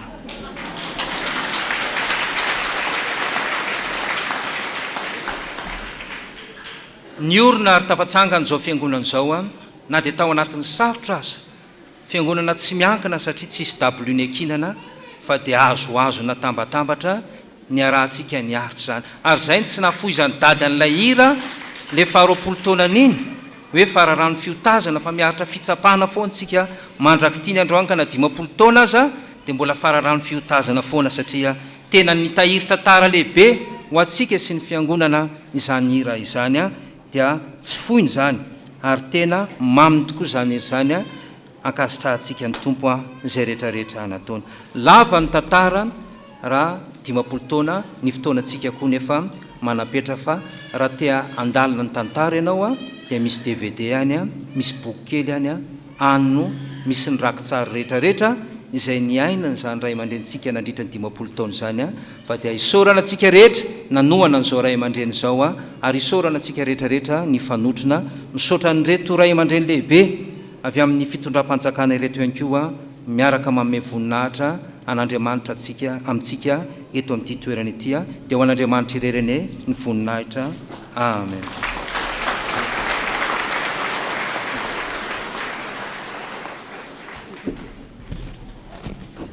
Isoratsika ny mpitandrina pasteur Michel Albert nitondra tamintsika izay famitinana fohifohy mahakasika ny fankalazana an'izao Jobily Volamena fa 50 taona nampitandrina ny ray aman-dreny lehibe zao. Toy zao ny toyan'ny fandaharam-potoanantsika satria miazakazaka be moa tsy maintsy fehezina ihany koa ny fotoana. Tonga amin'ny fotoana fanatazana ny rakitra tsika zao. Mahazatra tsika dia rakitra anankiroa no tantazana. Mandritra ny fotoana fanatazana ny rakitra dia mandray anjara hira ny firaisan'ny sampana, tsy mifandimby ny sampana mihira fa solotena isaky ny sampana avy reo hitantsika mihira reo. Ao anatin'izany fotoana fanatazana ny rakitra roa zany ihany koa dia hitsangana ny présidenteny komitiny zao fankalazana zao anao tatitra fofo ihany koa momba ny tsangam-bato dia ny fananganana ny tranony ray aman-dreny lehibe. Dia rehefa vita ny fanatazana ny rakitra zay vao mirosa amin'ny procession tsika zay tena anohanantsika tamteraka ny ray aman-dreny amin'ny tsangam-bato. Ny F7 zany zao mandray anjara hira, ny dekona kosa manatin'ny rakitra roa.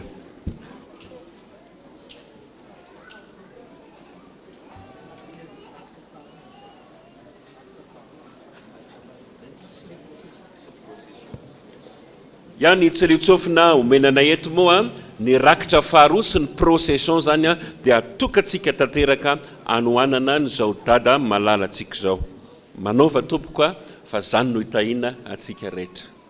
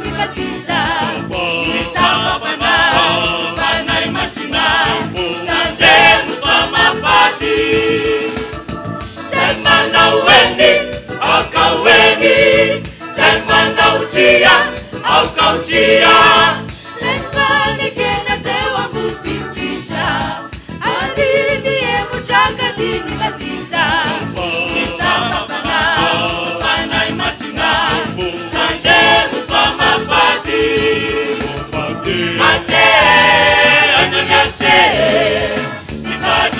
fandekena tarabuko ate sapira nanaraka jerimbadi kanuti mati ate ananyase ibadi fandekena tarabuko ate sapira nanaraka jerimbadi kanuti mati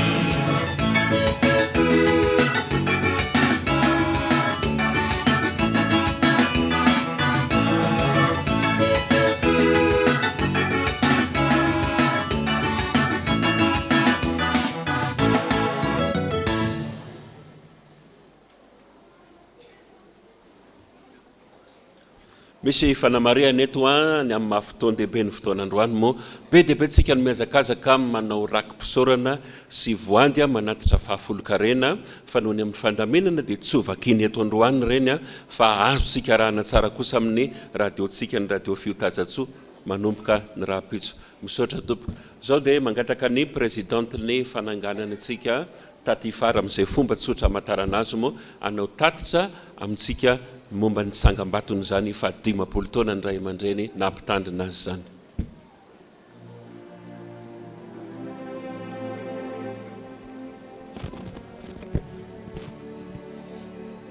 Miarahaba dada 10 taona nampitandrina tokana tany dada spécial dada tsy misy to azy reharehanay zanaky ny FPVM rehetra miarabanao zay manoroka anao na dia tsy afaka mifanoroka raha fa kopakopa tanana no ataonay rehetra ho ampitomboana ao amintsika mandrakarivan'ny ny fahasoavana sy ny fiadanana avy amin'Andriamanitra ray sy Jesosy Kristy tompontsika ao anatin'ny fotoana fanatanterahana ny rakitra araka ny fanampanantena itsika mialohana ny anatanterahana ny tatitra momba ny ezaka eo amin'ny tsangam-batony fa 10 taona nampitandrina ny dada dia misy sahady ireto voaray ireto no nanolotra ny amin'izao ezaka procession tanterahantsika izao dia ovakiko vetivety reto mialohan'ny tatitra ny FPVM anjaza maro lambo mangarova 100 000 ariary ray etsy ariary androva manga tsara olona 10 000 ariary mandiavato faritry tasy 100 000 ariary maro manana nandiza kely 10 000 ariary samia galelia fiavozana 200 000 ariary olotsotra 6 000 ariary olotsotra koa na me 153 500 ariary olotsotra 40 000 ariary olotsotra 75 000 ariary le teneko rehetra olotsotra daholo 17 500 ariary 41 000 ariary mpanompon'Andriamanitra avy any France na me 314 900 ariary mpanomponatsotra 72 000 ariary 106 000 ariary 19 600 ariary 50 000 ariary 1500 ariary FPVM soavinandrina itasy 91 000 ariary FPVM lalam-baovao 67 hectares 1 372 000 ariary FPVM Argenteuil France 1145 euros FPVM Belgique 260 euros Toronto Canada 100 euros FPVM Santalao Antalasava 15 300 ariary olotsotra 5 000 ariary FPVM Kanana vaovao fitiavana Morondava 50 000 ariary toby anjazo io na ambala vao fianaratsoa nanome 60 000 ariary makasitraka tsika rehetra ny amin'izany fiazakazana amin'ny fanomezana any fanohanana ny famitana ny tranony dada sy mama izany ankehitriny-tsika satria efa vita ny fanatitra dia mialohany anatanterahana ny procession dia ho ampahafantarana antsika fohifohy ny mahakasika an'izany hoe trano tsangam-bato ny 10 taona nampitandrina any ray aman-drenitsika izany tsy trano tonga dia trano no nataontsika fa tamin'ny enina jona 2024 no nanapa-kevitra ny fiangonana FPVM rehetra fa anatanteraka kosa trano ho an'ny ray aman-dreny ka nanomboka teo ny fanendrena ny komity ho fananganana ny trano ho an'ny dada sy mama menakavy tao anatin'ny tapataona zay isaorana an'Andriamanitra dia azontsika somatsara ny tany zay ho anatanterahana nyzany trano izany ka ny 2 Desambra 2024 no voavidy somatsara ny tany etsy Analamahitsy na Ansana mirefy 756 mètres carrés izany tany zany eo amoron-dalana eo no ahitantsika anazy. Nanatanteraka ny asa itsika nanao ny asa rehetrarehetra tao anatin'izany tsara ny mampatsiaro eto fa ny vidiny tany tamin'izany fotoana izany de 935 millions FMG no nividianana an'io tany eo Analamahitsy na Ansana io. Nanatanteraka ny ady fototra sahady tsika eritaona tao aoriana nazahoana ny tany ny fa 14 ny volana Desambra 2024 sy 2024. Nandeha ny asa nandeha daholo ny gros œuvre izay tsy nijanona mihitsy arahantsika tsara eny Mandrakariva izany ary dia isorana an'Andriamanitra fa nanomboka nanatanteraka ny finition tsika nanomboka tamin'ity taona ity nanatanteraka ny finition teny amin'ny trano teny Analamahitsy na Ansana. Isorana an'Andriamanitra be da be izany rehetrarehetra izany. Tao anatin'izany nefa no nidirana tao anatin'ny fankalazana ny fa 50 taona na ampitandrina any Dada Randrianantoandro Jean Joseph ka ny 13 Oktobra 2020 no naniendrena indray ny komity fananganana ny tranony Dada sy Mama Menakavy komity ny fankalazana koa ny fa 50 taona na ampitandrina anazy. Nandeha foana ny asantsika rehetra ka ny volana Février tamin'ity taona ity dia efa napetraka ny façade granita, nandeha koa ny fanaovana ny installation ny resaka plomberie zany hoe niditra tanteraka tao anatin'ny finition itsika ary ankehitriny dia efa vita ny resaka grille de protection eo amin'ny trano makasika ny trano rehetrarehetra fa eo amin'ny resaka alu kosa dia raha sitrapony tompo amin'ny herinandro ity ho vita tanteraka ny paoziny zany ny peinture dia efa manatanteraka ny premier couche itsika fa ny deuxième couche dia mbola miandry ny famitana ny finition ny alu voanao an'izany itsika.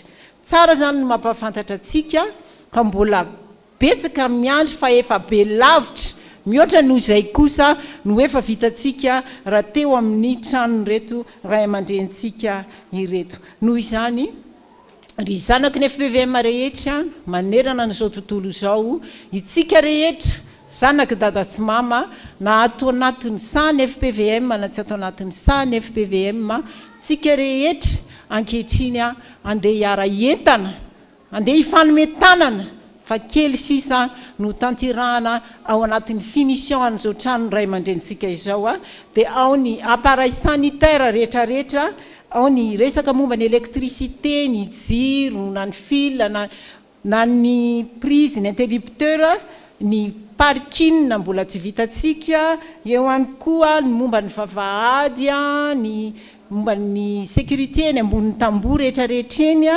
ary indrindra ny fanaka zay rehetra ao anatin'ny trano ipetrahany data io hita amintsika ny sary io ao amin'ny 3e étage io no ipetrahany dada izany. Noho izany anatanteraka amin'ny procession tsika kehitriny mangataka tsika rehetra mba anao zay fantatrao fa tokony ataonao hiazakazahantsika rehetra mba mitanaingana zany trano ray aman-dreny zany mba andanany hipetraka sy hitoetrao. Tenin'Andriamanitra Mandrakariva dia miteny hoe ita zay manisy soanao lalana ray mentiny tompo hitahinanao zao andetsika anao zay rehetra azo mitanantsika atao. Mandritra an'izany dia andao tsika hitsangana sahady anatanteraka zany procession zany mba ho voninahitr'Andriamanitra irery any tonga dia mangataka ny dekona anatanteraka hitarika mpanompon'Andriamanitra rehetra anao an'izany procession izany izaho kosa ity dia hanohitrany ny famakina anyreto anjara-birika voaray ireto dia hitsanganytsika ho atolory zay azonao atolotra hoento zay azonao entina fa ny mameampifaliana zay no sitrak'Andriamanitra. Ny ranomomba ny toe-bolatsika any amin'ny banky amin'izao fotoana izao dia toy izao izany a ny ambom-bola any amin'ny banky dia 20,151,787 ariary na 100,151,000 FMG zay zany a no ambom-bolantsika any amin'ny banky. Toy izao a reo rehetra mbola nanatanteraka tonga voaray eto ankehitriny a afaka tonga de mandroso avy hatrany tompoko ny procession anaterana zay rehetra fantatsika foitsika atolotra ho an'ireto ray aman-drentsika ireto.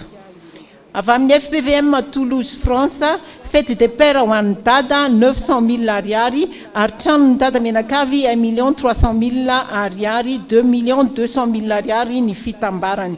Fianakaviana iray avy any France rakitra 200,000 ariary, procession 80,000 ariary, voady masina 100,000 ariary, ny totaliny 380,000 ariary.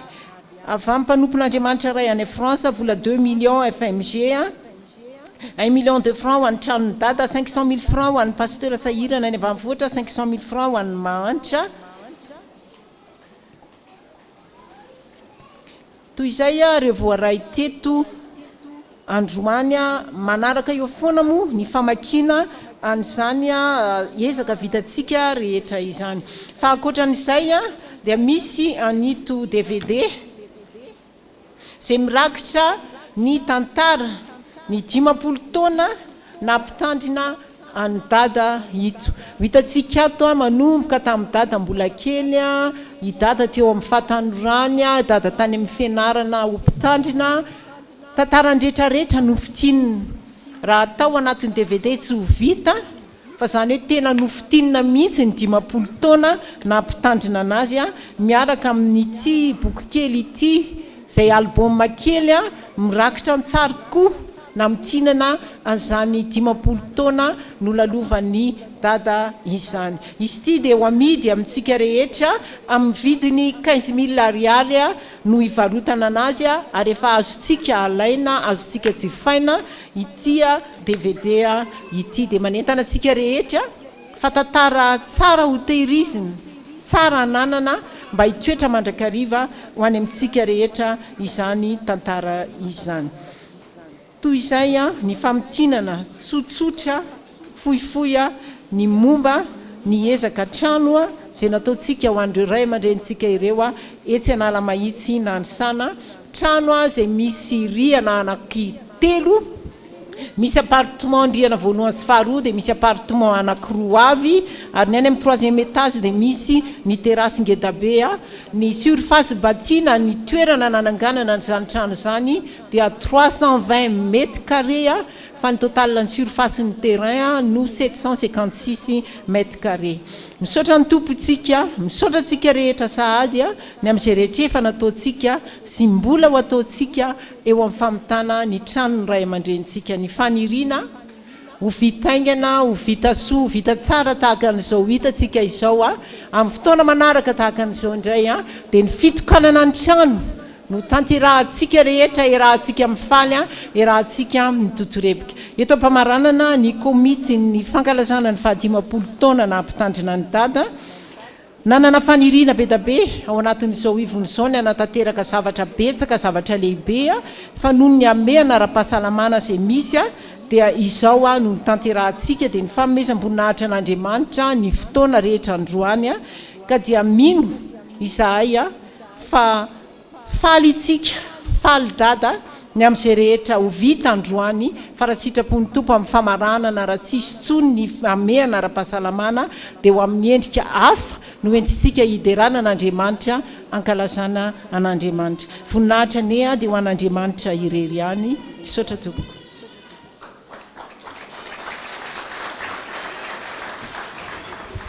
Misaotra ny présidenteny komitiny fankalazana antsika nanao zay tatitra fo zay mandritra ny fotoana zay mbola anaovantsika ny procession dia anao hira anankiray tsika alohany fa 3:10 ny pokira fiderana ny andeniny voalohany any feno fiderana anao zay ray rehefa zany dia manony hira ny F7 raha mbola misy moa tatitra tokony ambaran'ny présidenteny komity dia ho lazaina amintsika miandalana eny any feno fiderana anao zay ray ka misaotra anao ny andeniny voalohany any ny F7 avy eo.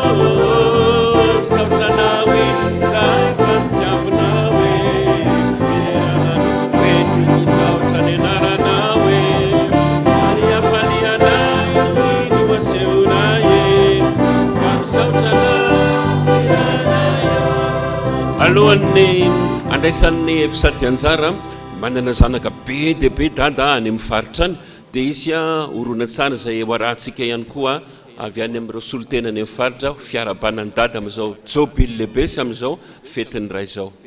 Ao nareo teknisianina anolotra nyzany ho an'ny fiangonana rehetra.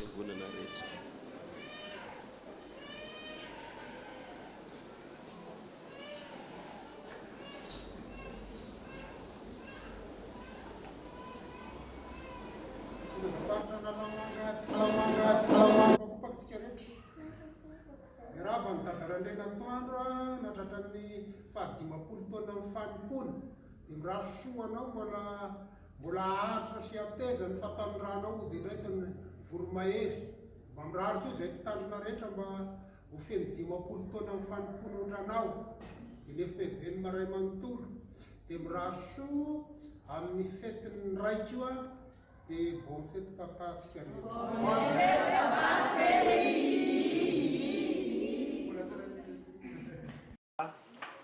Baba Randrianantoandro Jean Joseph demi-siècle nitandremana niazakazahana atsona andro tonga atsona alina tonga miaraba anao zahay nahatratrany zany demi-siècle zany amin'ny sehatra fanompoana ary miaraba anao koa bonne fête papa Chéi tainy Jesosy ho ambininy hoela fanapahana ary hoela velona sotranao ny zanaka ny maro antsetra sy mananara miarabanao sotra to.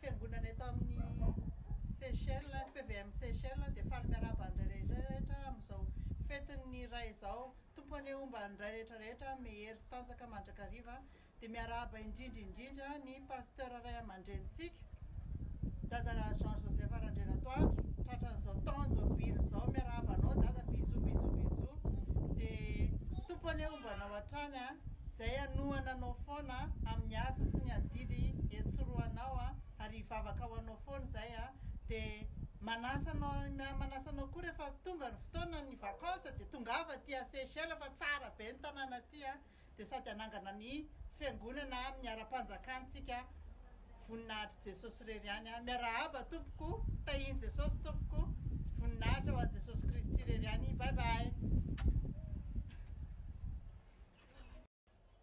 Un tout petit poème pour mon papa que j'aime et un gros bisou gentil pour mon papa chéri et un joli sourire pour lui faire plaisir. Bonne fête papa chéri. Zao fetiny ray sy fankalazana fahadimapolo taona torino ny filazany tsara zao dia njeto zay baka toly aratoy FPVM fahazavana mahagaga dia manolotra hira ho anao ary mirary soa anao mba efa be amin'ny asany toko omeny fahasalamana hery sy tanjaka sotra toko.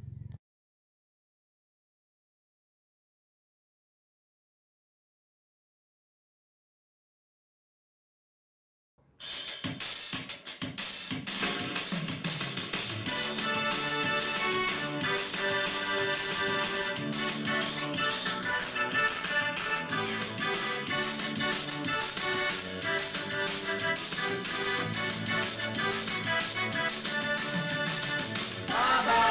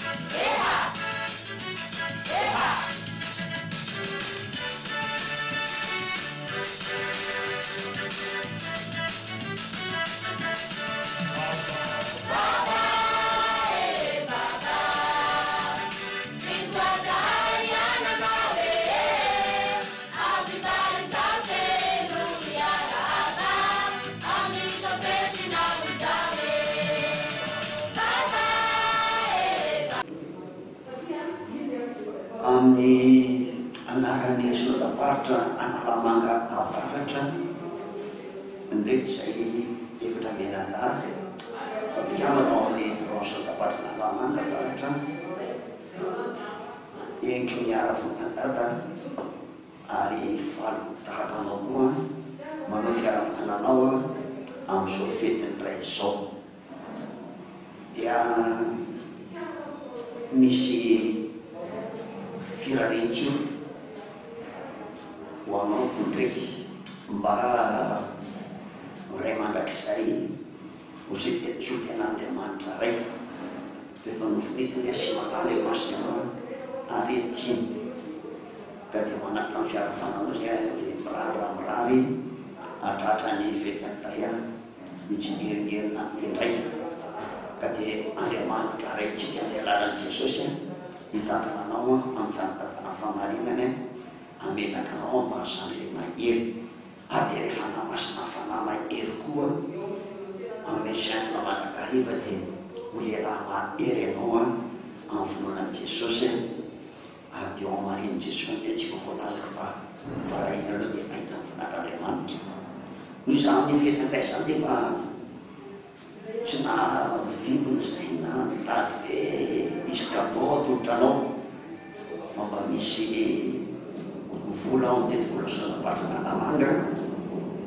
raha etsy ariary atolotra antady faharoa manaraka izany dia amin'izao fa 15 taona Jobily fa 15 taona no mampitandrina anao izao zay sorana an'Andriamanitra ray koa amin'ny alalan'i Jesosy Kristy ilay misobavantsika sy misobabe atsika fa ino zao momanao mandrakariva izy maro tonga fatabereo zao tontolo zao ary ny teniny hoe zay miandrajora dia manosia eraka toy ny amin'ny voromahery ny akarany iazakazaka izy fa tsy sasatra andeha izy fa tsy reraka ka dia misaotra dia era sy mankalaza azy isika amin'izany fa dia mahatratra zao fa 15 taona mampitandrina manao zao raha ianao ry Dada malala ray aman-dreny lehibe filompamorona ny FPVM da dia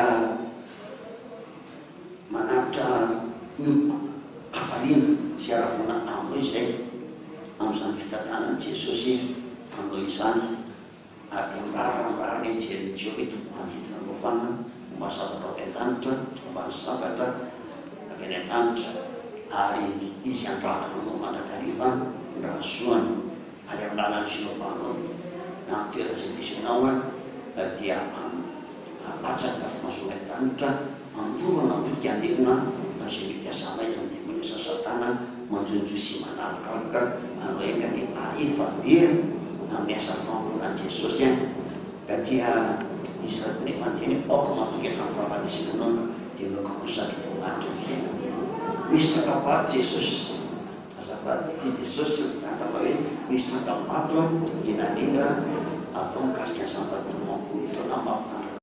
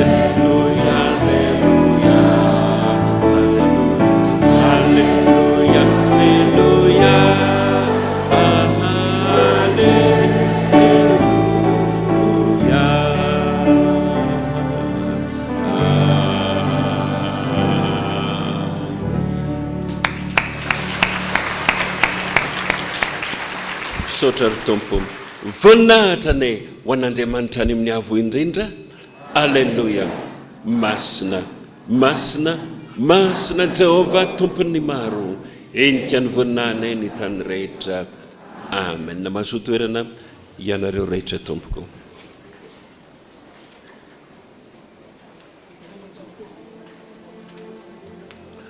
araka ny fandaharam-potoanantsika dia tonga amin'ny fotoana izay andraisam-pitenenana isika izao ka ny fandaminana ny amin'izany moa dia efa misy voatendry ho amin'ny arofenitra amin'ny fandraisana fitenenana fa tsara no manao fanamarihana eto am-piandohana marina fa zava-dehibe ny fotoana atrehantsika eto nefa ny fotoanantsika ihany koa mila fehezina dia ndao ataontsika an'izao ataontsika rambonombo tapaka fohy fahenjana 2 minitra ihany an'izay mandray anjara fitenenana miaraka amin'ny fanomezana izay atolotra ho an'izao ray aman-dreny izao dia anankinefa voalaza teo moa ny ray aman-dreny misolo tenan'ny prof be efa nandray anjara tamin'ny fitenenana teo dia misaotra ray aman-dreny efa nisolo tena sady ny prof be dia mangataka ny tompony anjara amin'ny arofenitra amin'ny fanolorana fitenenana misaotra tompo ny vary io ny tompoko tsy fotsy raha tsy andaona ny laoka tsy masaka raha tsy ketrehina ary ny lanonana toy izao tsy mety raha tsy misy kabarika dia tonga eto amin'ny fotoanany fandraisam-pitenenana maro samihafa sika izao ampiandohana dia isaorana manokana ny tompo Andriamanitra ilay nanome antsika ity asaramanitra ity Jesosy Kristy tokoa no antony ary izy ane no omem-boninahitra mandrakizay manaraka izany dia manao azafady aminareo rehetra tompoko rehefa raha mijoro eto ny tenako fa izao moa ilay vato maivana ka mora toraka ilay zazabody amin'ny fitenenana kanefa nomenay ho andraikitra izany dia raisiko ampitiavana ho voninahitr'Andriamanitra irery ihany. Fa hono ho aho, Samsona ve no mampisionieriny ka ny eto amin'ny FPVM fohy be an-tanana nandrano no tsy tafandrimandry? Sa Davida sy Goliata no manao diamanga no vorylaniny sika mianankavy? Hoy aho hoe tsy Samsona no mampisionieriny na Davida sy Goliata no manao diamanga, fa i Dada Randrianantoandro Jean Joseph no nahatratra ny ivo ny fankalazana ny 50 taona na ampitandrina ka manimanitra ery ny zanak'Andriamanitra ary somebisebo ny ambany lanitra. Etona arabaina manokana ianao ry Dada noho ny taon'ny Jobily sy noho ny fetiny ray. Jesosy Kristy tompontsika anie ombanao mandrakariva ary ampitoetra ny finonao ho mandrakizay.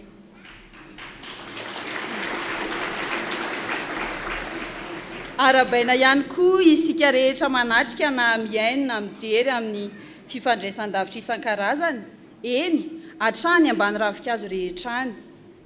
Akory lahaly salama vantagna, mbarakaly manahoana tompoko. Tsy adino ihany koa ianareo any ampitan'ny ranomasina rehetra any. Dear brothers and sisters in Christ, we're pleased to welcome you, sharing joy, building memories today. This memorable day, Dada Randrianantoandro Jean Joseph, Jobily. Stay tuned and may God bless you all.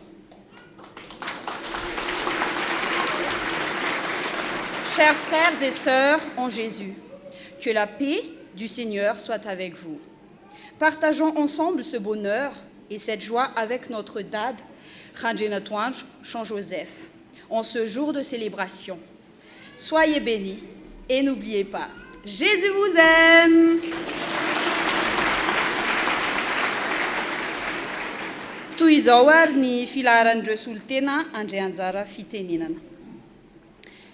Mandeha amin'ny voalohany ny fianakaviana, ao aorianan'ny fianakaviana ny école biblique, ao aorianan'izay ny 3FM, dia mitohy raisin'ny komiteny fitenenana dia ny solotenam-panjakana Andriamatoa Ramanambitana Richard, loholon'ny Madagasikara, dia mamarana azy Dada Randrianantoandro Jean Joseph. Ankehitriny ary dia raisitsika miteka ny solotenan'ny fianakaviana tompoko.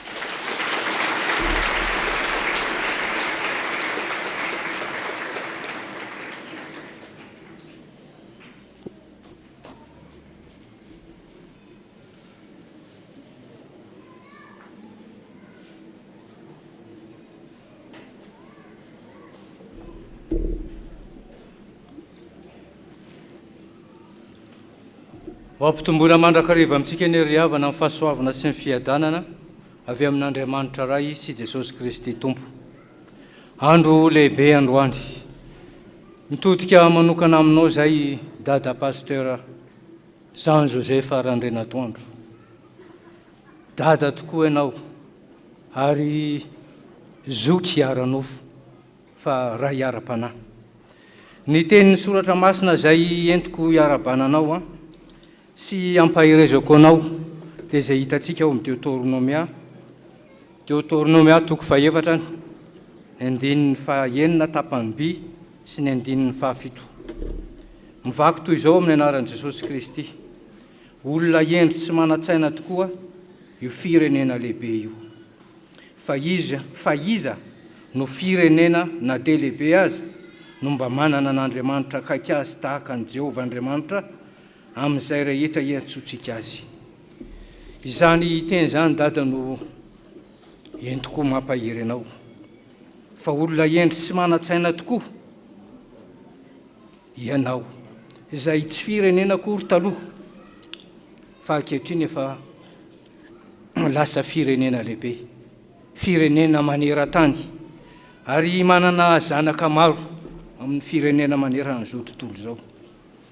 Izay nampianatra ny zanaka ao iantsoan'Andriamanitra, ary ny fampianaranao izay fampianarana iantsonan'Andriamanitra dia tsy nisy nanana afa-tsy ianao rery ihany na tamin'ny alalan'ny nofo zany na tamin'ny alalan'ny torohevitra madinidinika teny atsefatsefany teny a dia hafa tokoa le Andriamanitra izay torianao ary hafa tokoa lay fitiavan'i Jesosy Kristy izay zarainao. Andreto zahay ny tapaka hoy izy ny fiteny gasy hoe ny mifanampatsinay aminy ny rahalahinao sy ny anabavinao. Manana tokoa zahay manana anao ary tsy izahay ihany fa ny firenena rehetra mihitsy no faly manana anao. Koa amin'izao Jobily Volamena 50 taona amin'ny nampitandrina anao zao dia tsaroana tokoa zany na dia mbola kely arany tena dia tsaroana satria teo anilany foana. Ary raha teo anilany dia izao izy no miteny, izy no mampianatra ka dia isaorana anao zany samy efa tonga amin'izao taona zao ary tonga ihany koa amin'ny atao hoe fanompona izay mitovy amin'ny samy mampitandrina fa mbola tsy mitovy amin'ny fiantsoana sy ny traikefa efa nananana ka dia ny fanirianay ny fanirian'ireo mpiray-tam-po aminao reo dia izao iray fo tokoa aminao zahay ary mitambatra fitiavana aminao izay marary aminao dia marary aminay, izay Andriamanitra ao dia izay no Andriamanitray. Dia ampahirezako anao farany sady amaranako ny fitenenana dia izay hitantsika ao amin'ny mpitsara toko 9 ny andininy 912 izay mivaky toy izao amin'ny anaran'i Jesosy. Fa hoy Jehova taminy, ombanao tokoa aho izy ka melo ny Midianina toy ny famelolona ray monja ianao. Izany hoe izay fahavalinao rehetra dia eo Jesosy Kristy ombanao sy hanampy anao ka na maro aza ny fahavalinao maro ny devoly izay manakatsakana dia tahaka ny famelezanao zavatra iray monja no andresenao izany. Dia mahereza Dada mbola mba ho tratrana zany hoe 50 taona manaraka ka nao fotsy volo daholo ary izay mpiray-tam-po aminao dia anao mbola maintsy volo ihany. Dia ararotoka eto ihany amin'izao fetin'ny ray izao mijoro eto ny tenako misolo tena ihany koa miarahaba anao. Ianao no rainay, ianao no Randrianantoandro mbola tafaraka aminay. Betsaka ianareo ny Randrianantoandro fa izay moa tsy Randrianantoandro fa ianao ny Randrianantoandro mbola tafaraka aminay eto ka dia miarahaba anao Dada dia mba hitombo hery sy fahasalamana hifanantitra amin'ny zanaka manjafy ary mbola omeny hery omeny fahasalamana hifanatrika ary anatanterahana indray zany 50 taona manaraka izany. Misaotra indrindra tompoko ny voninahitra dia ho an'Andriamanitra ary manaraka izany ty farany dia misy fanomezana kely fahatserovana avy aminay mpiray-tam-po aminao kely dia kely zany Dada fa dia ny fo mameno azy. Misaotra indrindra tompoko.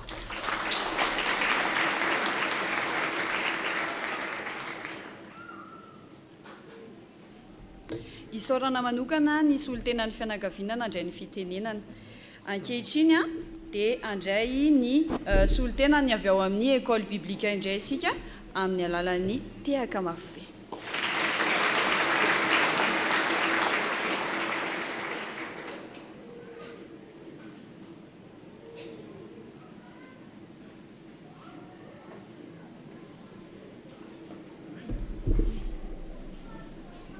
dia ho ampitomboina amintsika rehetra ny fahasoavana sy ny fiadanana avy amin'ilay Andriamanitra tompontsika sy mpanjaka antsika.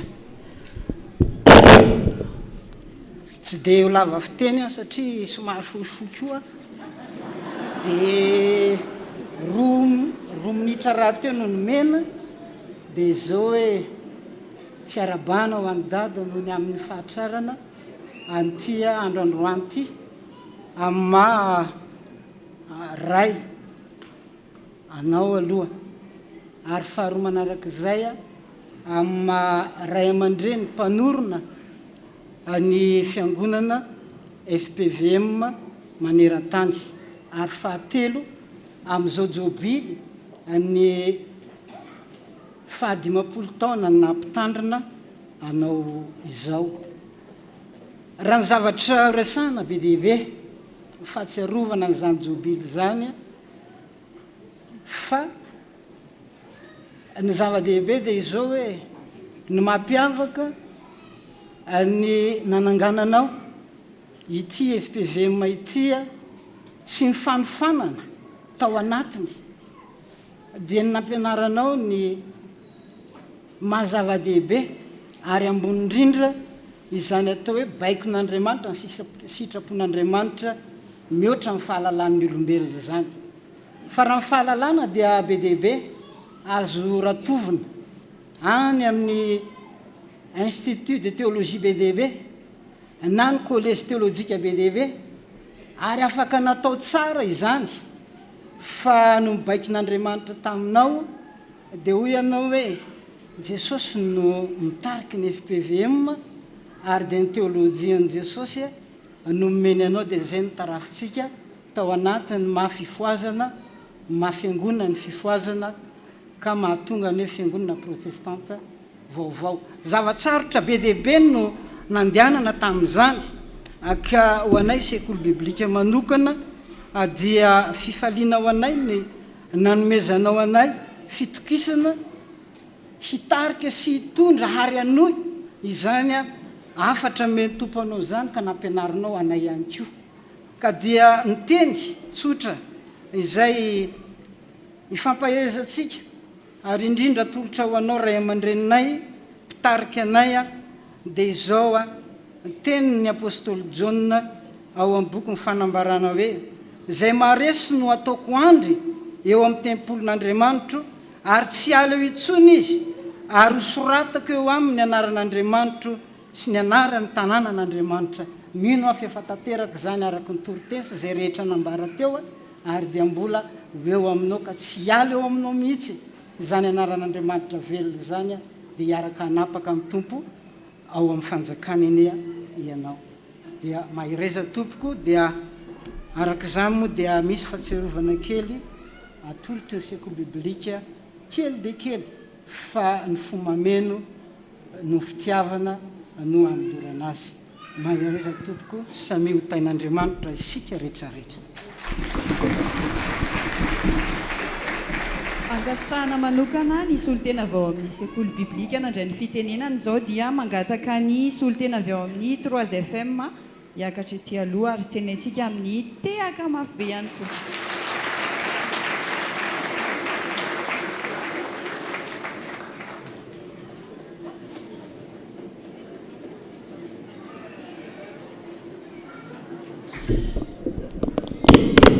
Foy kely le talohako dia nampidiny ny micro. Miaravantsika rehetra amin'ny anaran'i Jesosy tafahoana soa eto amin'ity toerana ity ary miaraba manokana ny Dada Randrianantoandro Jean Joseph amin'izao fankalazana ny fahadimapolo taona na mpitandrina izao. Miaraba anao koa Dada amin'ny fetin'ny ray dia mirary indrindra zahay mbola itombon'ny fahasalamana sy ny hery ao anatinao mandritra ny fotoana iainana rehetrarehetra avitana ny asa rehetra ety amin'izao tontolo izao. Tsy ho lavateny tokoa araka izay rehetra noresahan'ny teo alohako. Ny marina tsy tokony hanam-pitenenana ny 3 FM satria raha vao mitsangana zahay 3 FM dia olana zay ary mahabe olana ny Dada raha vao miditra ao amin'ny biraoany dia olana ihany tsy mba misy hoe fifaliana iarahana amin'ny Dada ao amin'ny biraoany fa isaky ny miditra ao anatin'ny biraoany Dada ny 3 FM dia olana foana olana foana olana foana. Indraindray aza Dada ihany no mitady solution hoe zao indray reny dia atao amin'ity fiangonana ity kanefa fifalianay Dada miara-miasa aminao ary mbola mametoky anao zahay fa amin'ny andronao rehetra dia mpiara-miasa aminao foana ny 3 FM. tsy afoy anao a tsy amelanao irery a ary zay azo ny tananay atao sy rehetra tokony ho ataonay a angatahanay lalana amin'ny tompo a fa ianao foana no mpitarika ny 3 FM amin'ny fotoana rehetrarehetra dia tsy andao anao mihitsy a izahay manaraka izany ohatry ny te hijery ny soratra masina vetivety a zay voalazan'ny salamo fa 3:30 a andininy fa 12 voalaza zany manao hoe sambatra ny firenena izay manana ny Jehova ho Andriamaniny fa teo indrindra ianao nampianatra anay fa tsy nafantatra an'izany Andriamanitra zany zahay raha tsy ianao no nampianatra anay hoe zao ny atao hoe mivavaka za manokana tsy nafantatra an'izany rehetrarehetra zany efa nitantaraiko tany atao fijoroana vavolombelona no hoe anao mopera ny tao anatin'ny saiko saingy nahita ny ramatoa dia lasa pastera indray dia fifaliako izany rehetrarehetra izany dia misaotra ny Dada fa raha tsy ianao Dada ny nampianatra ny vavaka sy nampianatra ny soratra masina dia tsy tahaka an'izao mihitsy ka dia mankasitraka indrindra ny amin'izay rehetra fitrotroana ho am-bavaka tanatin'izany rehetrarehetra izany ohatra mivariana kely ianareo hoe fa maninona ny lasa mitafy lamba asain'i Jesosy mitafy lamba manomboko izao dia mitafy lamba manomboko izao ny ahitanareo ana mandra-pialako ety ambonin'ny tany dia mitafy lamba foana ihany saotra tompoko ka dia mirary indrindra amin'izao fahadimapolo taona izao Dada ny itombon'ny fahasalamana be ao anatinao itombon'ny hery ao anatinao itombon'ny fanomezam-pahasoavana be dehibe ao anatinao ihany koa dia manaraka izany misy fanomezana kely de kely de kely avy amin'ny 3 FM aza ny akely ny tompoko ny jerena fa ny aben'ny fitiavanay manolotra an'izany ka dia ampitiavana no anolorana azy misaotra indrindra tompoko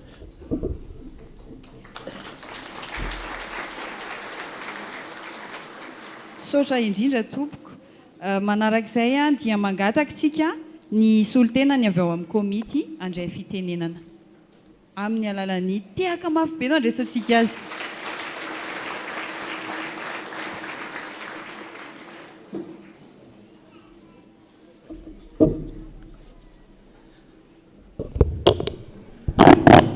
Pasteur Dada Randrianantoandro Jean Joseph Andriamatolo olony Madagasikara raha manambitana Risara Andriamatoa adjoint au maire au 3e arrondissement ny filohan'ny fokotany eto Ampandrana ny braofoibe ny FPVM eto Madagasikara reo entité rehetra atao anatin'ny sany FPVM ary tsika vahoaka n'Andriamanitra rehetra zanaky Dada sy mama ampanetretena no andraisana fitenenana ankehitriny ary ampifaliana kosa no hiarabananao Dada natratra ny 10 taona nanompoana zava-dehibe zany ny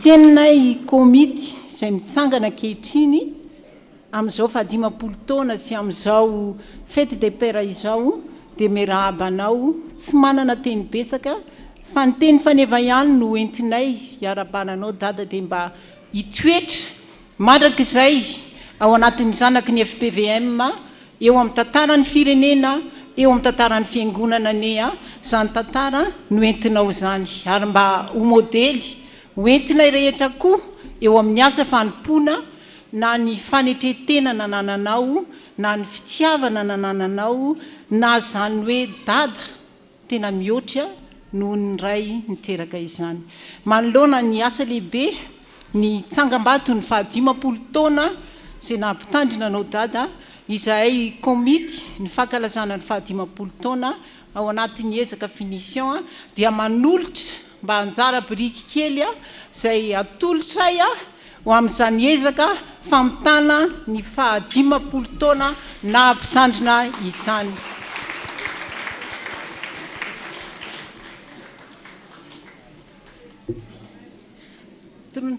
ao anatin'iny chèque iny sainy Dada tononona dia vola 20 millions d'ariary atolotray komity ho amin'ny ezaka famitana ny tranon'ny Dada sy mama akoatran'izay dia atolotray koa tony mahazatra trany ny vola lany rehetra tao anatin'izao fanomanana ny fa 10 taona nampitandrina izao toy ny efa fanao ny komity hatrany teninay Dada mahereza mandrakariva izay komity sy ny ankonana rehetra dia vonina foana anoana anao eo amin'ny asa fanompoana izay ilainao anay makasitraka tompoko lahy makasitraka tompoko vavy voninahitra ne dia ho an'Andriamanitra ireny ihany.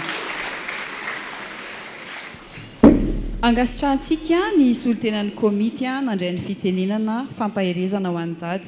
Izao dia angatahantsika ampifaliana sy ampanetretena Andriamatora manambitana Richard loholon'ny Madagasikara andray ny fitenenana.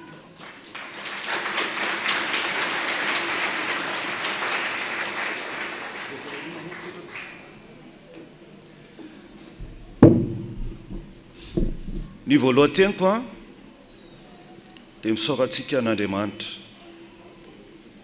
satria misy fitentsika malagasy manao hoe ny fitoam-bita tsy maleon sampana. Men'Andriamanitra andro tsara tsika androany nomeny fifitiavana sy famindram-po ary ometsika azy irery ihany ny dera sy ny voninahitra rehetra. Manarak'izay dia eto ianao dada Randrianantoandro, eo nareo ray aman-dreny mpitandrina rehetra mitarika ny fitaovam-pivavahana, ianareo birao foibe ny Fiangonana FPVM eto Madagasikara, ianareo komity fadimapolo taona ny Jobily izay antom-pisiny ity androandroany ity. Andriamatoa solotena ny ben'ny tanàna n'Antananarivo lefitra ao anatin'ny boriboritany fahatelo, isika vahoaka an'Andriamanitra rehetra, topilasy tokovavy. Itsoreto ny tenanay, solotena ny fitondram-panjakana izay tarehan'ny filohandron'irina rajoelina, mitondra afatra ho an'ny dada Randrianantoandro. Dada 50 taona no nampitandrina anao maro ny sedra lalovanao teto amin'ny tany sy ny firenena, mitondranao an'izany afon'ny filazantsara teto Madagasikara izany. Raha misy ny référence olombelona nitafina tao anatin'izany fitoriana ny filazantsara izany, raha mbola 19 taona fotsiny tenanay tany amin'izany hoe collège Paul Minot nanovizanay ny fianarana tamin'izany fotoan'izany, dia nisy ny antsoantso nataony dada tao amin'ny fiangonana Andravoahangy fivavahana, niantsoana ny tanora rehetra, ary mbola tadidiko izany ora sy fotoana izany. Amin'ny 5 ora sasany ariva teo eo na tamin'ny 9 ora nanomboka ny fitaovam-pivavahana hitondra ny tenony izany dada Randrianantoandro izany. Tamin'io fotoana io tompokilasy tompokovavy, raha lasa nabavisany ato anatin'ny fiangonana no domin'ny tompony fonay, ary teo izay dia nanangan-tanana nandray an' Jesosy ho tompo sy mpamonjy ny fiainanay.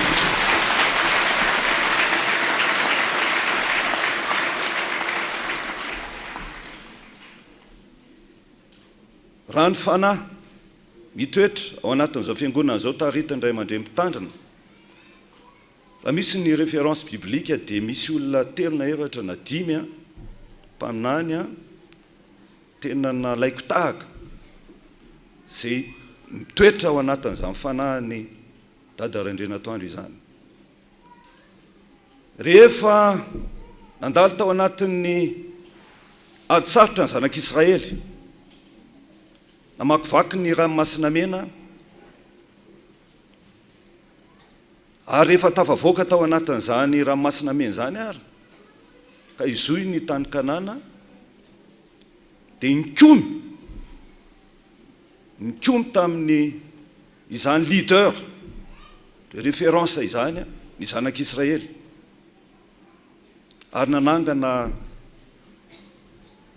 andriamanikafa. Mandary sedra an'izany ny dada Randrianantoandro nisy fotoana, na dia tsy mety ho anjarako ary no miteny izany, satria manaraka ny tantaran'ny fiangonana ny tena rehefa miaina ao anatin'ny maolo-pirenena, ao anatin'ny tantaran'ny firenena, ny zavatra misy eto amin'ny firenena, dia niaina izany. Nandalo ihany koa zany tantarany Sadraka sy Mesaka ary Abednego natsipy tao amin'ny lafort mirehetrafo any amin'ny fampifitony andra araka ny tantara mahery indrindra ampitombona mihitsy azy izy ny mpanjaka Nebokadnezara ny lehilahy farak'izay tsara ny zakan'izany sedra izany zao ray aman-drenitsika izao nalefa tany anatin'ny aizina tanteraka amin'ny fiangonana FPVM nandritra ny fotoana maromaro kanefa ozy izy ny référence anankiray eran'izao tontolo zao zay Martin Luther King milaza hoe un leader n'abandonne jamais. Tsy nandao an'ny fiangonana FPVM ny ray aman-dreny Dada Randrianantoandro mbola mijoro foana amin'ny fiangonana ary araka ny voalazako teo fa raha mifandinihana ny tantara dia misy any amin'izay sehatra mandeha ianao manao voyage any ambanimbany vohatra rehetra any any amin'ny province misy soratra FPVM toko lahy sy toko vavy ny référence biblique fahatelo entiko amintsika dia Jesosy Kristy ny enjehana ary tsy nekeny rehetrarehetra mihitsy tamin'ny fotoanandro raha tsy maty teo ambony hazo fijaliana. Ny lehilahin'Andriamanitra matoky an'Andriamanitra tahaka ny Dada na dia hialatra amin'ny aina raha tompoky lahy sy tompoky vavy tsy alamin'izany fanahy amin'ny filazantsara eto Madagasikara izany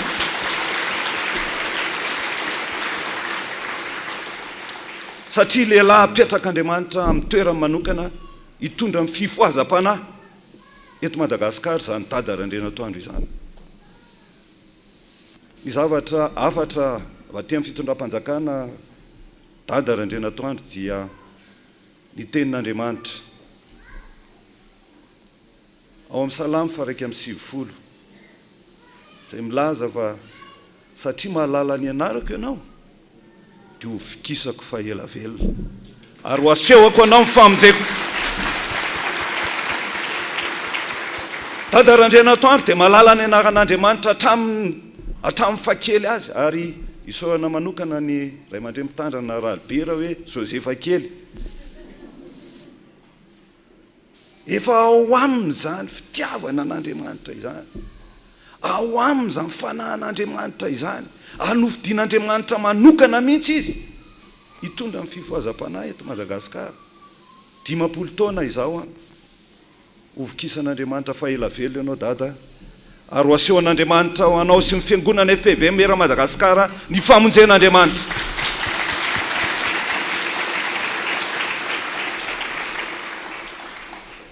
Ny tenin'Andriamanitra amaranako ny teniko satria fohifohy ihany moa no fandraisam-pitenenana araka ny lazainy mpitarika teo dia ao amin'ny Jaune 3 toko 1:2.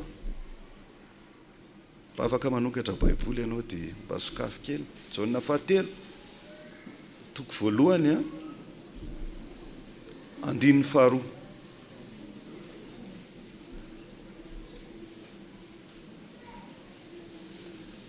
Miteny amin'ny anaran'i Jesosy manao hoe mangataka ao azy izy mba ho ambinina soa salama ianao tahaka an'izay efa nanambinana ny fanahy ianao.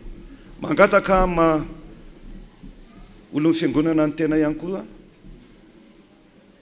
olona voatendry ny fitondram-panjakana izay tarihan'ny filoha Andry Rajoelina mitsodrano anao Dada amin'izao ivony Jobily fa 50 taona mitondranao ny filazantsara eto Madagasikara izao mba ho ambinina soa salama ianao tahaka ny efa nanambinan'Andriamanitra ny fanahinao hatramin'izay.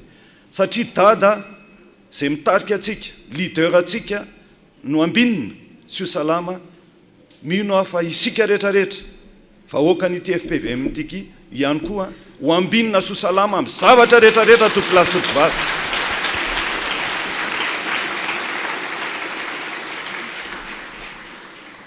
Farany dia ny fitonam-panjakana zay tary amin'ny filohan'ny rajoelona dia tahaka ny ransovary tongotra miara-mamindra aminareo asoroka miara-milanja mahatonga amin'ny filazantsara antsika eto Madagasikara tonga hiapaka any amin'ny isa-tokantrano ary mba handray an Jesosy Kristy ho tompo sy mpamonja avokoa araka ny afatry ny tompo ny vahoaka tsirairay avy eto Madagasikara. Ka zao ray aman-drenitsika mitarika atsika izao dia ampiasain'Andriamanitra hatrany, omen'Andriamanitra ny heriny hatrany ary ampitomboin'Andriamanitra ny famezam-pahasoavana fa rehefa namangana tao amin'ny biraoka izy voatselatsela dia nivavaka tao amiko tamin'ny volana janoary 2024 raha mbola talehan'ny androm-panjakana, talehan'ny fifandraisana amin'ny androm-panjakana teo anivon'ny fiadidiana tanàn'Antananarivo ny tenako dia tonga namangana tao zao ray aman-dreny zao dia mivavaka ho anahy dia nitsodrano anahy za tsy mahafantatra ho lasa sénateur zany fa mivavaka dada hoe ianao azy izy ho tahin'Andriamanitra ho lasa avoavo kokoa ary ho feno ny herin'Andriamanitra. Saotranao dada satria tena voninahitra ho an'ny tena fifaliana ho an'ny teny zany hoe miara-mankalaza ny 50 taona amin'izao Jobily izao ary dia rampitso ihany ianao moa mpamangivangy anazy ihany fa raha maniraka an'izao adjoint en boriboritany zao ianao eo koa pasteur Albert moa miaraka aminay izy eo koa ny rahalapeno amin'ny mpitarika ny fefy dia afaka maniraka mba hamezanay ny cadeau anjaranay avy aty amin'ny fonay mivady ho aninao sy ho an'ny fiangonana ary ho an'ny komity mba ho vita soamantsara ny tsangam-bato amin'izao 50 taona izao. Ka dia mirarisoa indrindra tompoko mirarisoa amin'ny fiangonana ary mirarisoa ho an'ny dada mba ho dada atsika foana ho chéri dada foana azo time be foana sotra tompoko lahy mankasiraka tompoko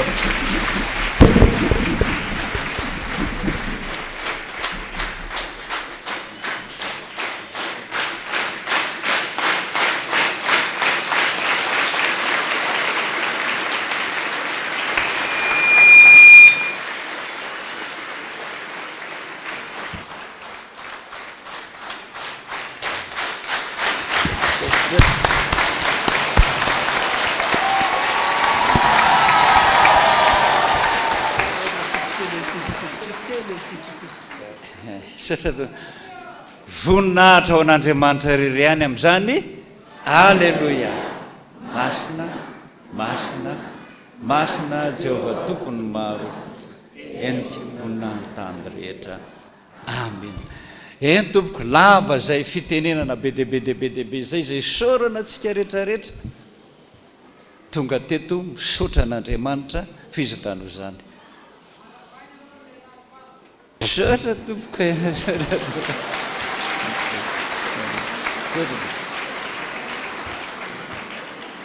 tsy ary tsy tatsony zay ao anatin'ny vava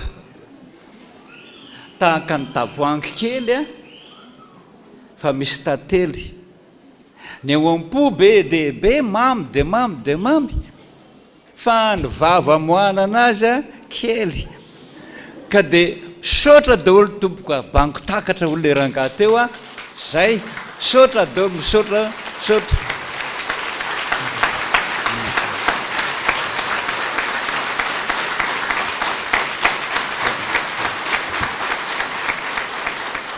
Misotra ny fitondram-panjakana izay soloany reto olona reto tena ny filoha ny republika Andry Rajoely isika misaotra azy be dehibe raha mbola afaka nanome solotena tonga aty izy voninahitra lehibe ho an'ny FPVM zany ka dia misaotra miteka azy tsika amin'izany rehetrarehetra.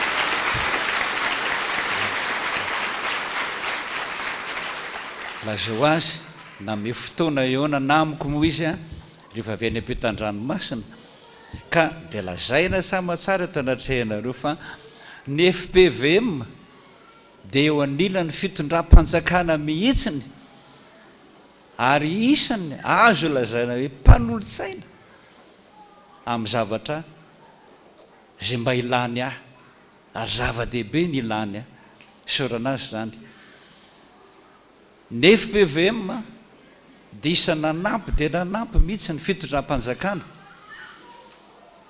tamin'ny ady amin'ny aretim-be coronavirus fa na dia lazaina ana fa hoe mikatona ny fiangonana ny marary kosa dia nataoko hoe avy aleo izy hiditra hitady an'i Jesosy mitady ny olombelona e mitady ny CSB2 sy ny dokotera sy ny fanaovana ny testa PCR e mbola miazakazaka be makatsy makary any an'i Jesosy hoa akaiky Jesosy atsona fa izy mahery ambony ny dokotera rehetrarehetra sokatra amin'ny fiangonana ho an'ny marary ary firy ny olona voan'ny coronavirus teto na dia ny gendarme reny aza ao amin'ny FPVM efa soiky efa tsy afaka tsony tsy afaka miaina tsony tsy afaka manao nenena efa naloha andrareo avy any amin'ny hôpitaly tany fa niazakazaka miaraka miredo na mpiandro rehetrarehetra hoe Jesosy mahery amin'izany rehetrarehetra zany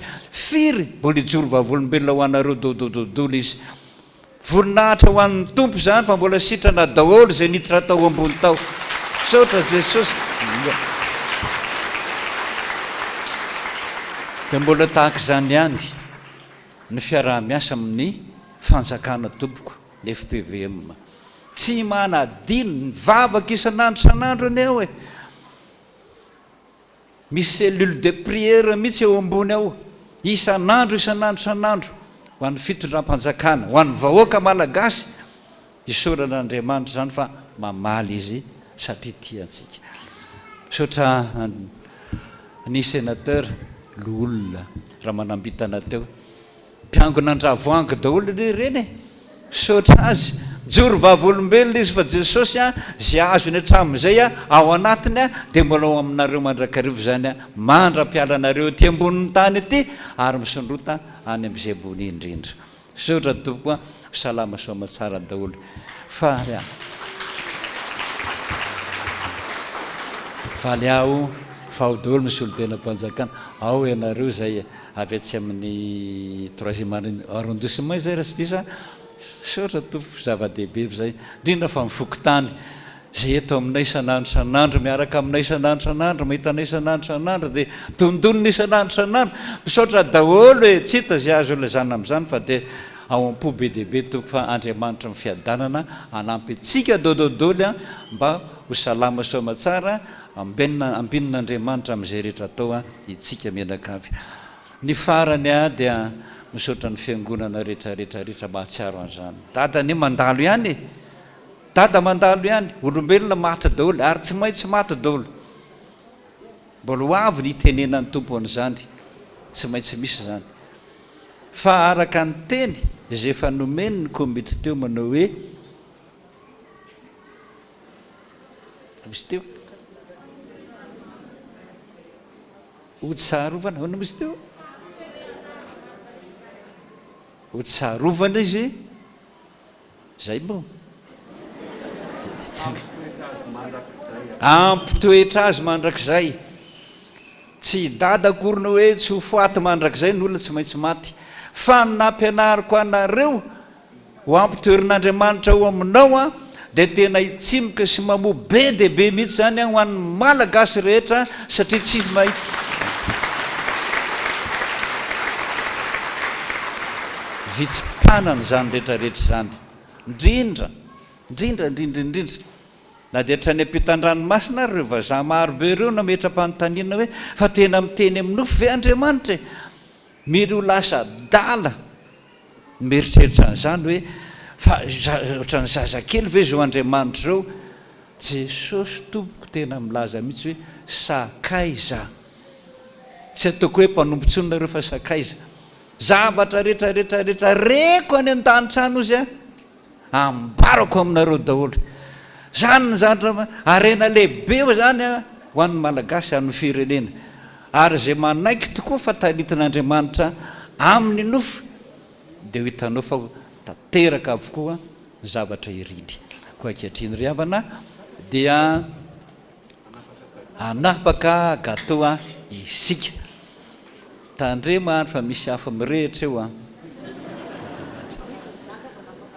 Dada zany ny tsofokely.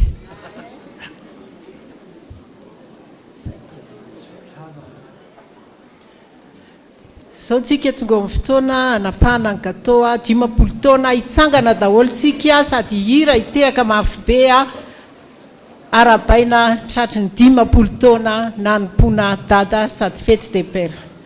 Ao anatin'izay dia mangataka ny solotena ny entité rehetra ireo folohan'ny entité tonga eto miaraka amin'ny solotena mpanjakana mba ho avy eo anapaka gâteau hiaraka amin'ny Dada.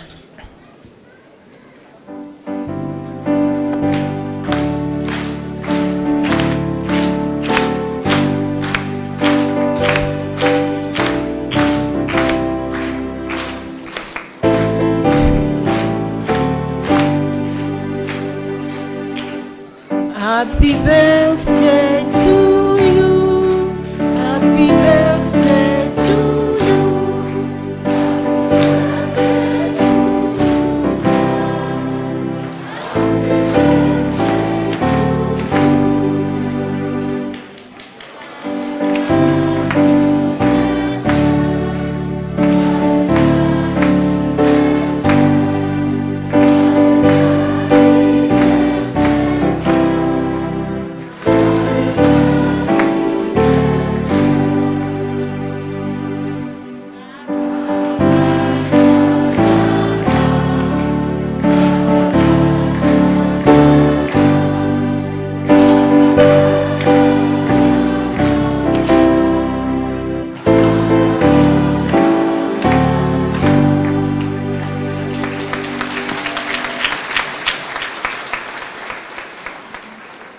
Amin'ny anaran'ny mafoloan'ny FPVM manerana ny tany engane ka mbola hitondra sosy fahasoavana fiadanana ary fanasitranana ho an'ny Madagasikara manontolo ny FPVM manerana ny tany.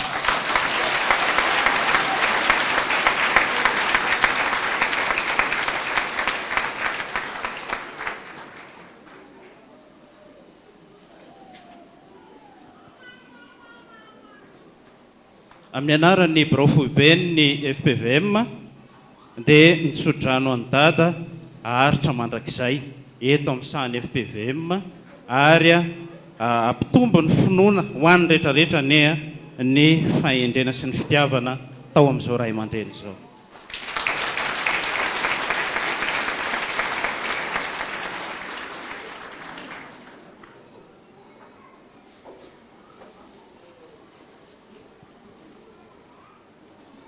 Amin'ny anaran'ny fitondram-panjakana izay tarihan'ny filohan-drajoelina no anaovana tsodrano an'i Dada Randrianantoandro amin'ny fanapahana an'ity mofomamy ity mba ho mampifoana hiperahana Dada Randrianantoandro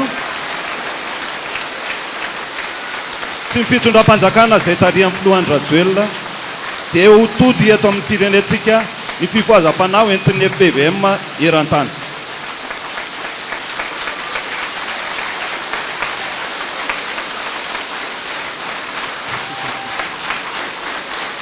Amin'ny anaran'ny filan-kevitra fandaminana fiangonana sy mpitandrina ny 3FM mbola hitsofandrano an'i Dada ho tratra ny 10 taona manaraka indray tombo hery fahasalamana mandrakarivany hiara-hiriary etontsika hanatanteraka ny asan'Andriamanitra toko anay atolotra ianao Dada fa ilamina daholo ny fiangonana rehetrarehetra.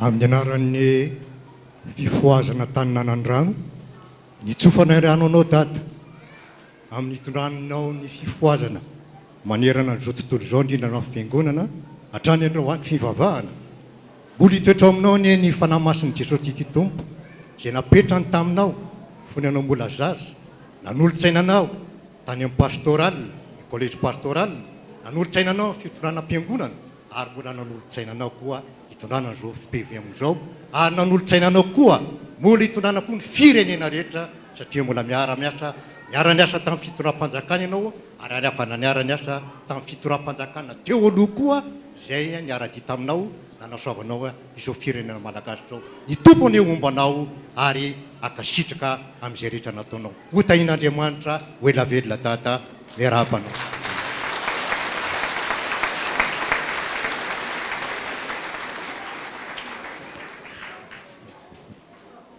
Amin'ny anaran'ny fikambanan'ny diakona eto amin'ny Fiangonana Ren'ny Tanànandrano, mpiara-miasa voalohany aminao dada, iarabanay ianao natratra zao ivony fahadimapolo taona nampitandrina anao zao iarabanay ianao koa tratra ny fetiny ray 2024 ary mbola iarabanay ianao koa anisaka ny 10 taona manaraka indray dia mbola hitoetra amin'ny foniny FPVM eran'izao tontolo zao ny fampianaranao tamin'ny anaran'i Jesosy.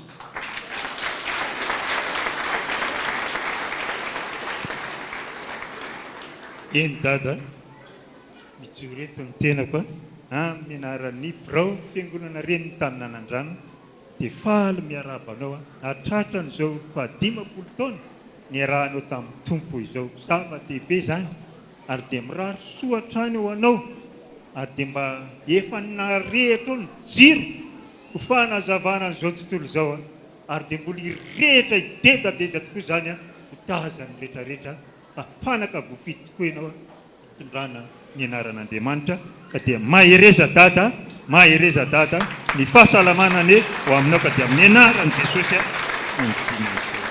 sotra dada.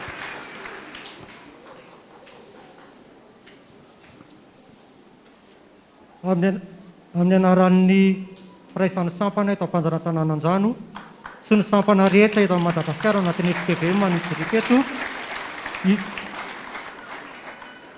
isaorana anao dada satria azaka ny teninao hoe mitandrika tany ambolono ianao ampanjoso ny tanora matsiazo tokoa izay ankehitriny fa mahazo dia mahazo ny tanora anatinao an'i Jesosy Kristy tompo noho ny aminao ko dia makasitraka makatelina engana ilay Jesosy izay mampity ianao izay nizarainao taminay mbola hiaraka aminao manjakarivo mbola hitahinao mandritra ny androm-piainanao rehetra amin'ny taona maro mitsingerina dia amin'ny anaran'ny tanora FPVM misaotra dada makasitraka voninahitra Jesosy Kristy.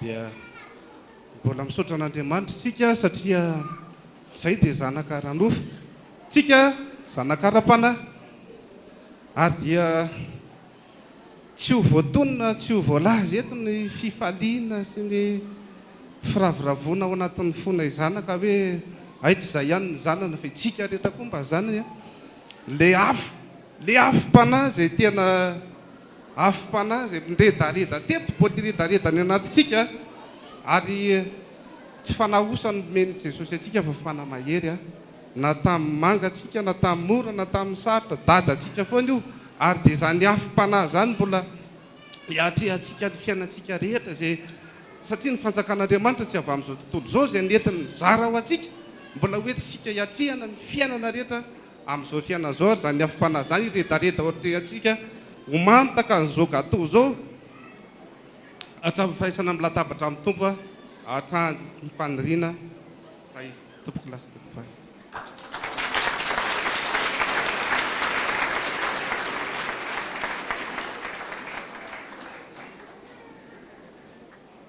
Amin'ny anaran'ny komitiny 10 taona na mpitandrina anao dada mombanao mandrakariva ny Andriamanitra amin'ny heri-tanjaka fahasalamana mbola anolo-tsaina hikarakara ary ampaherana izanaka eo amin'ny asa rehetra fanompoana. Sotra dada.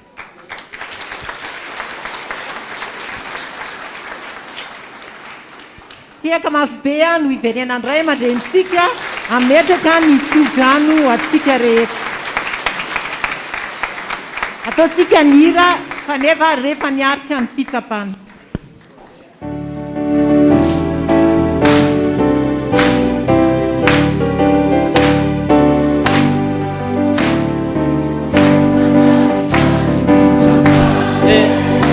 sy fisetranama ireo lanatsaro trano mana tayany sisa tonga kosa tsinjanena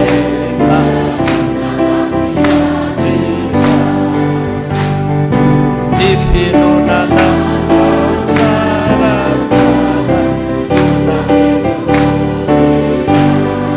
faly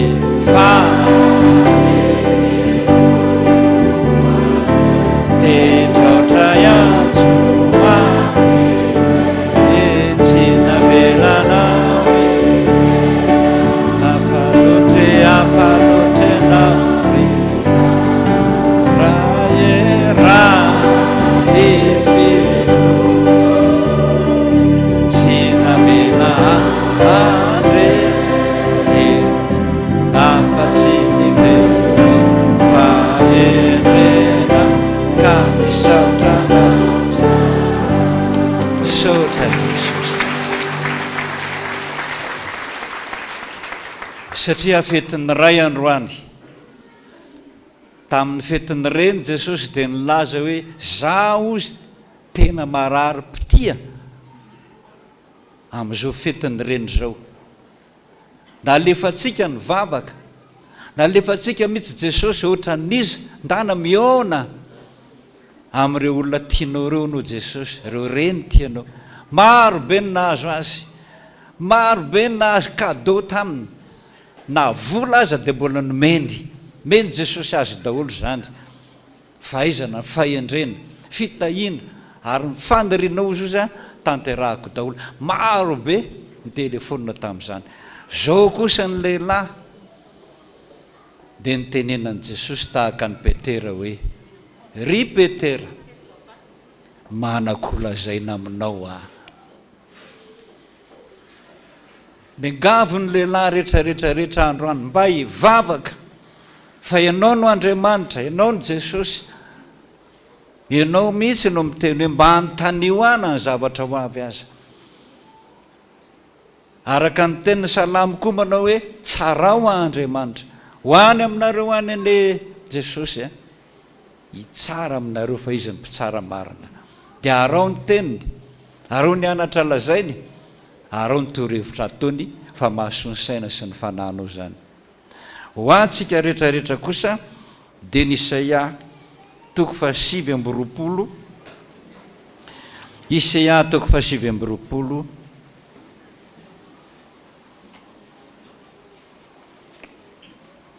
ny 4:40 ihany, 4:40 amin'ny anaran'i Jesosy hoe dia indro kosa mbola hanao zava-mahagaga amty firenena ity aho, dia zava-mahagaga sy mahatalanjona. Zay avereny kely hoe ko indro kosa mbola hanao zava-mahagaga amty firenena ity aho, dia zava-mahagaga sy mahatalanjona. Tanteraka tokoa ne zany Jesosy. Vavaka tsika, deranao, misotranao, maka sitraka. Lehibe tokoa ny zava-mahagaga ataonao aminay olombelona. Tsy takatra ny saina zany 10 taona izany. Ary zao ianao dia mbola manome tokona andre fa mbola anao zava-mahagaga ho an'ity firena ity ary tena mahatalanjona. Tanterao zany Jesosy, manomboka any amin'ny filoham-pirenena ihany rajoely zany, fitondram-panjakana rehetrarehetra isa tokony pahatongatra any amin'ny fokotany. Ahita zava-mahagaga avy any aminao zay rehetrarehetra mahatoky anao araka ny teninao. Misaotra Jesosy. Manoloana zany rehetrarehetra zany, rehetra vahoaka rehetrarehetra rehetra tonga eto hivavaka Jesosy, vavaka mangataka aminao amin'izay, mba anjaranao amin'izay zao araka ny teninao hoe handinidinika anao tahaka ny fandinidinika mpiandrondrony ondry. Saotra Jesosy. Tongava eny amin'ny W tsirairay avy ianao. sotra topatrany amin'ny farany ambony any tanterao Jesosy ny teninao hoe inona mbola tianao a hataoko aminao. Ianao ny vavaka mangingina Jesosy na dia 2 minitra ihany aza.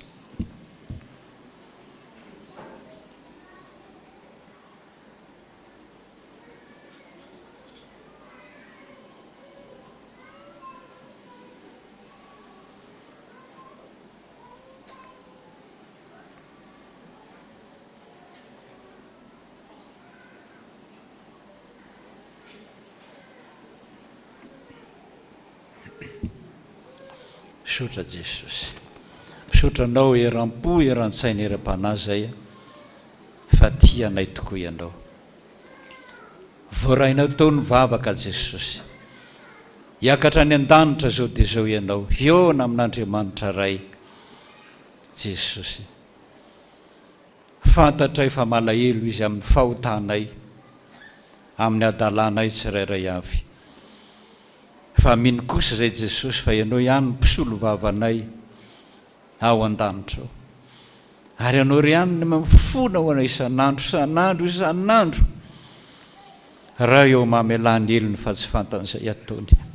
Eto any zany vavaka izany Jesosy, tanterao ny fanirinay rehetrarehetra mba ho tsapan'ny olona rehetrarehetra fa misy Andriamanitra meno vavaka, misy Andriamanitra miazakazaka misahirana isa-tokantrano isam-baravarana, na any am-pianarana zany amin'ny ankizy, any am-piasana ho an'ny mpiasa, any amin'ny fitondrana rehetrarehetrarehetra any, araka ny teninao Jehova, sambatra ny firenena zay manana an Jehova ho Andriamaniny. Apetraka aminao tanteraka zany vavaka zany Jesosy, zay rehetrarehetra zao a mangataka tapaka amin'ny mpangataka rehetra manao hoe Jesosy eo ianao ny vavaka. Nianaranao Jesosy zokonay malala no miatrana izany vavaka izany, rainay izay ny an-danitra ho masinany ny anaranao, ho tonga ny fanjakanao, atao any sitrapolo tian-tany takany any an-danitra. Meo anay anio ny anna sahazo anay, ary mamela handelokay tahaka ny namelanay izay meloka taminay, ary aza mitondra ny amin'ny fakam-panahy mba manafana amin'ny ratsy, anao ny fanjakana sy ny hery ary ny voninahitra mandrakizay. Amen. Ny rehefa 1:30 enganeka ombanao Jesosy izay etya mitsodrano anareo rehetrarehetra, nareo rehetrarehetra koa manangatanana mitsodrano anay ety dia ho ela velona ny tany sy ny firenena amin'ny anaran'i Jesosy.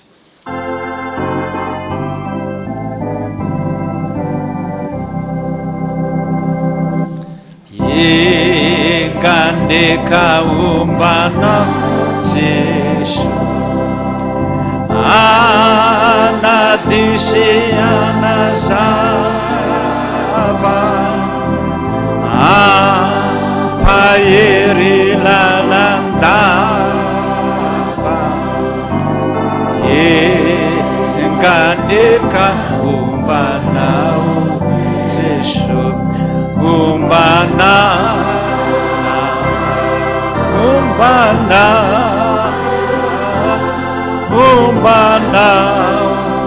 ane Jesu ombanao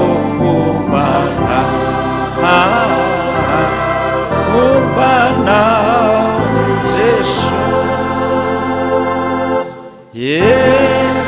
enganeka ombanao Jesu. Tanteraka tokony izany amin'ny anarana ray sy ny zanaka ary ny fanahy masina. Voninahitra ne ho an'Andriamanitra rery ihany. Alleluia. Masina, masina, masina Jehova tompony maro endrika voninahitany rehetra. Amen. Petrakantsika rehetra dia misy fandaminana zay ataon'ny rehetrarehetrarehetra. Ay sorana koa Andriamanitra hoe Edgar Razafindra Vala. Zay. Ay Zafindrava ao amin'ny RTA nandefa mivantana zao fotoam-pavahana zao sy ny Real TV. Sotra tompo. Sotra tompo. eny tompo dia manaraka ny fandaminana isika.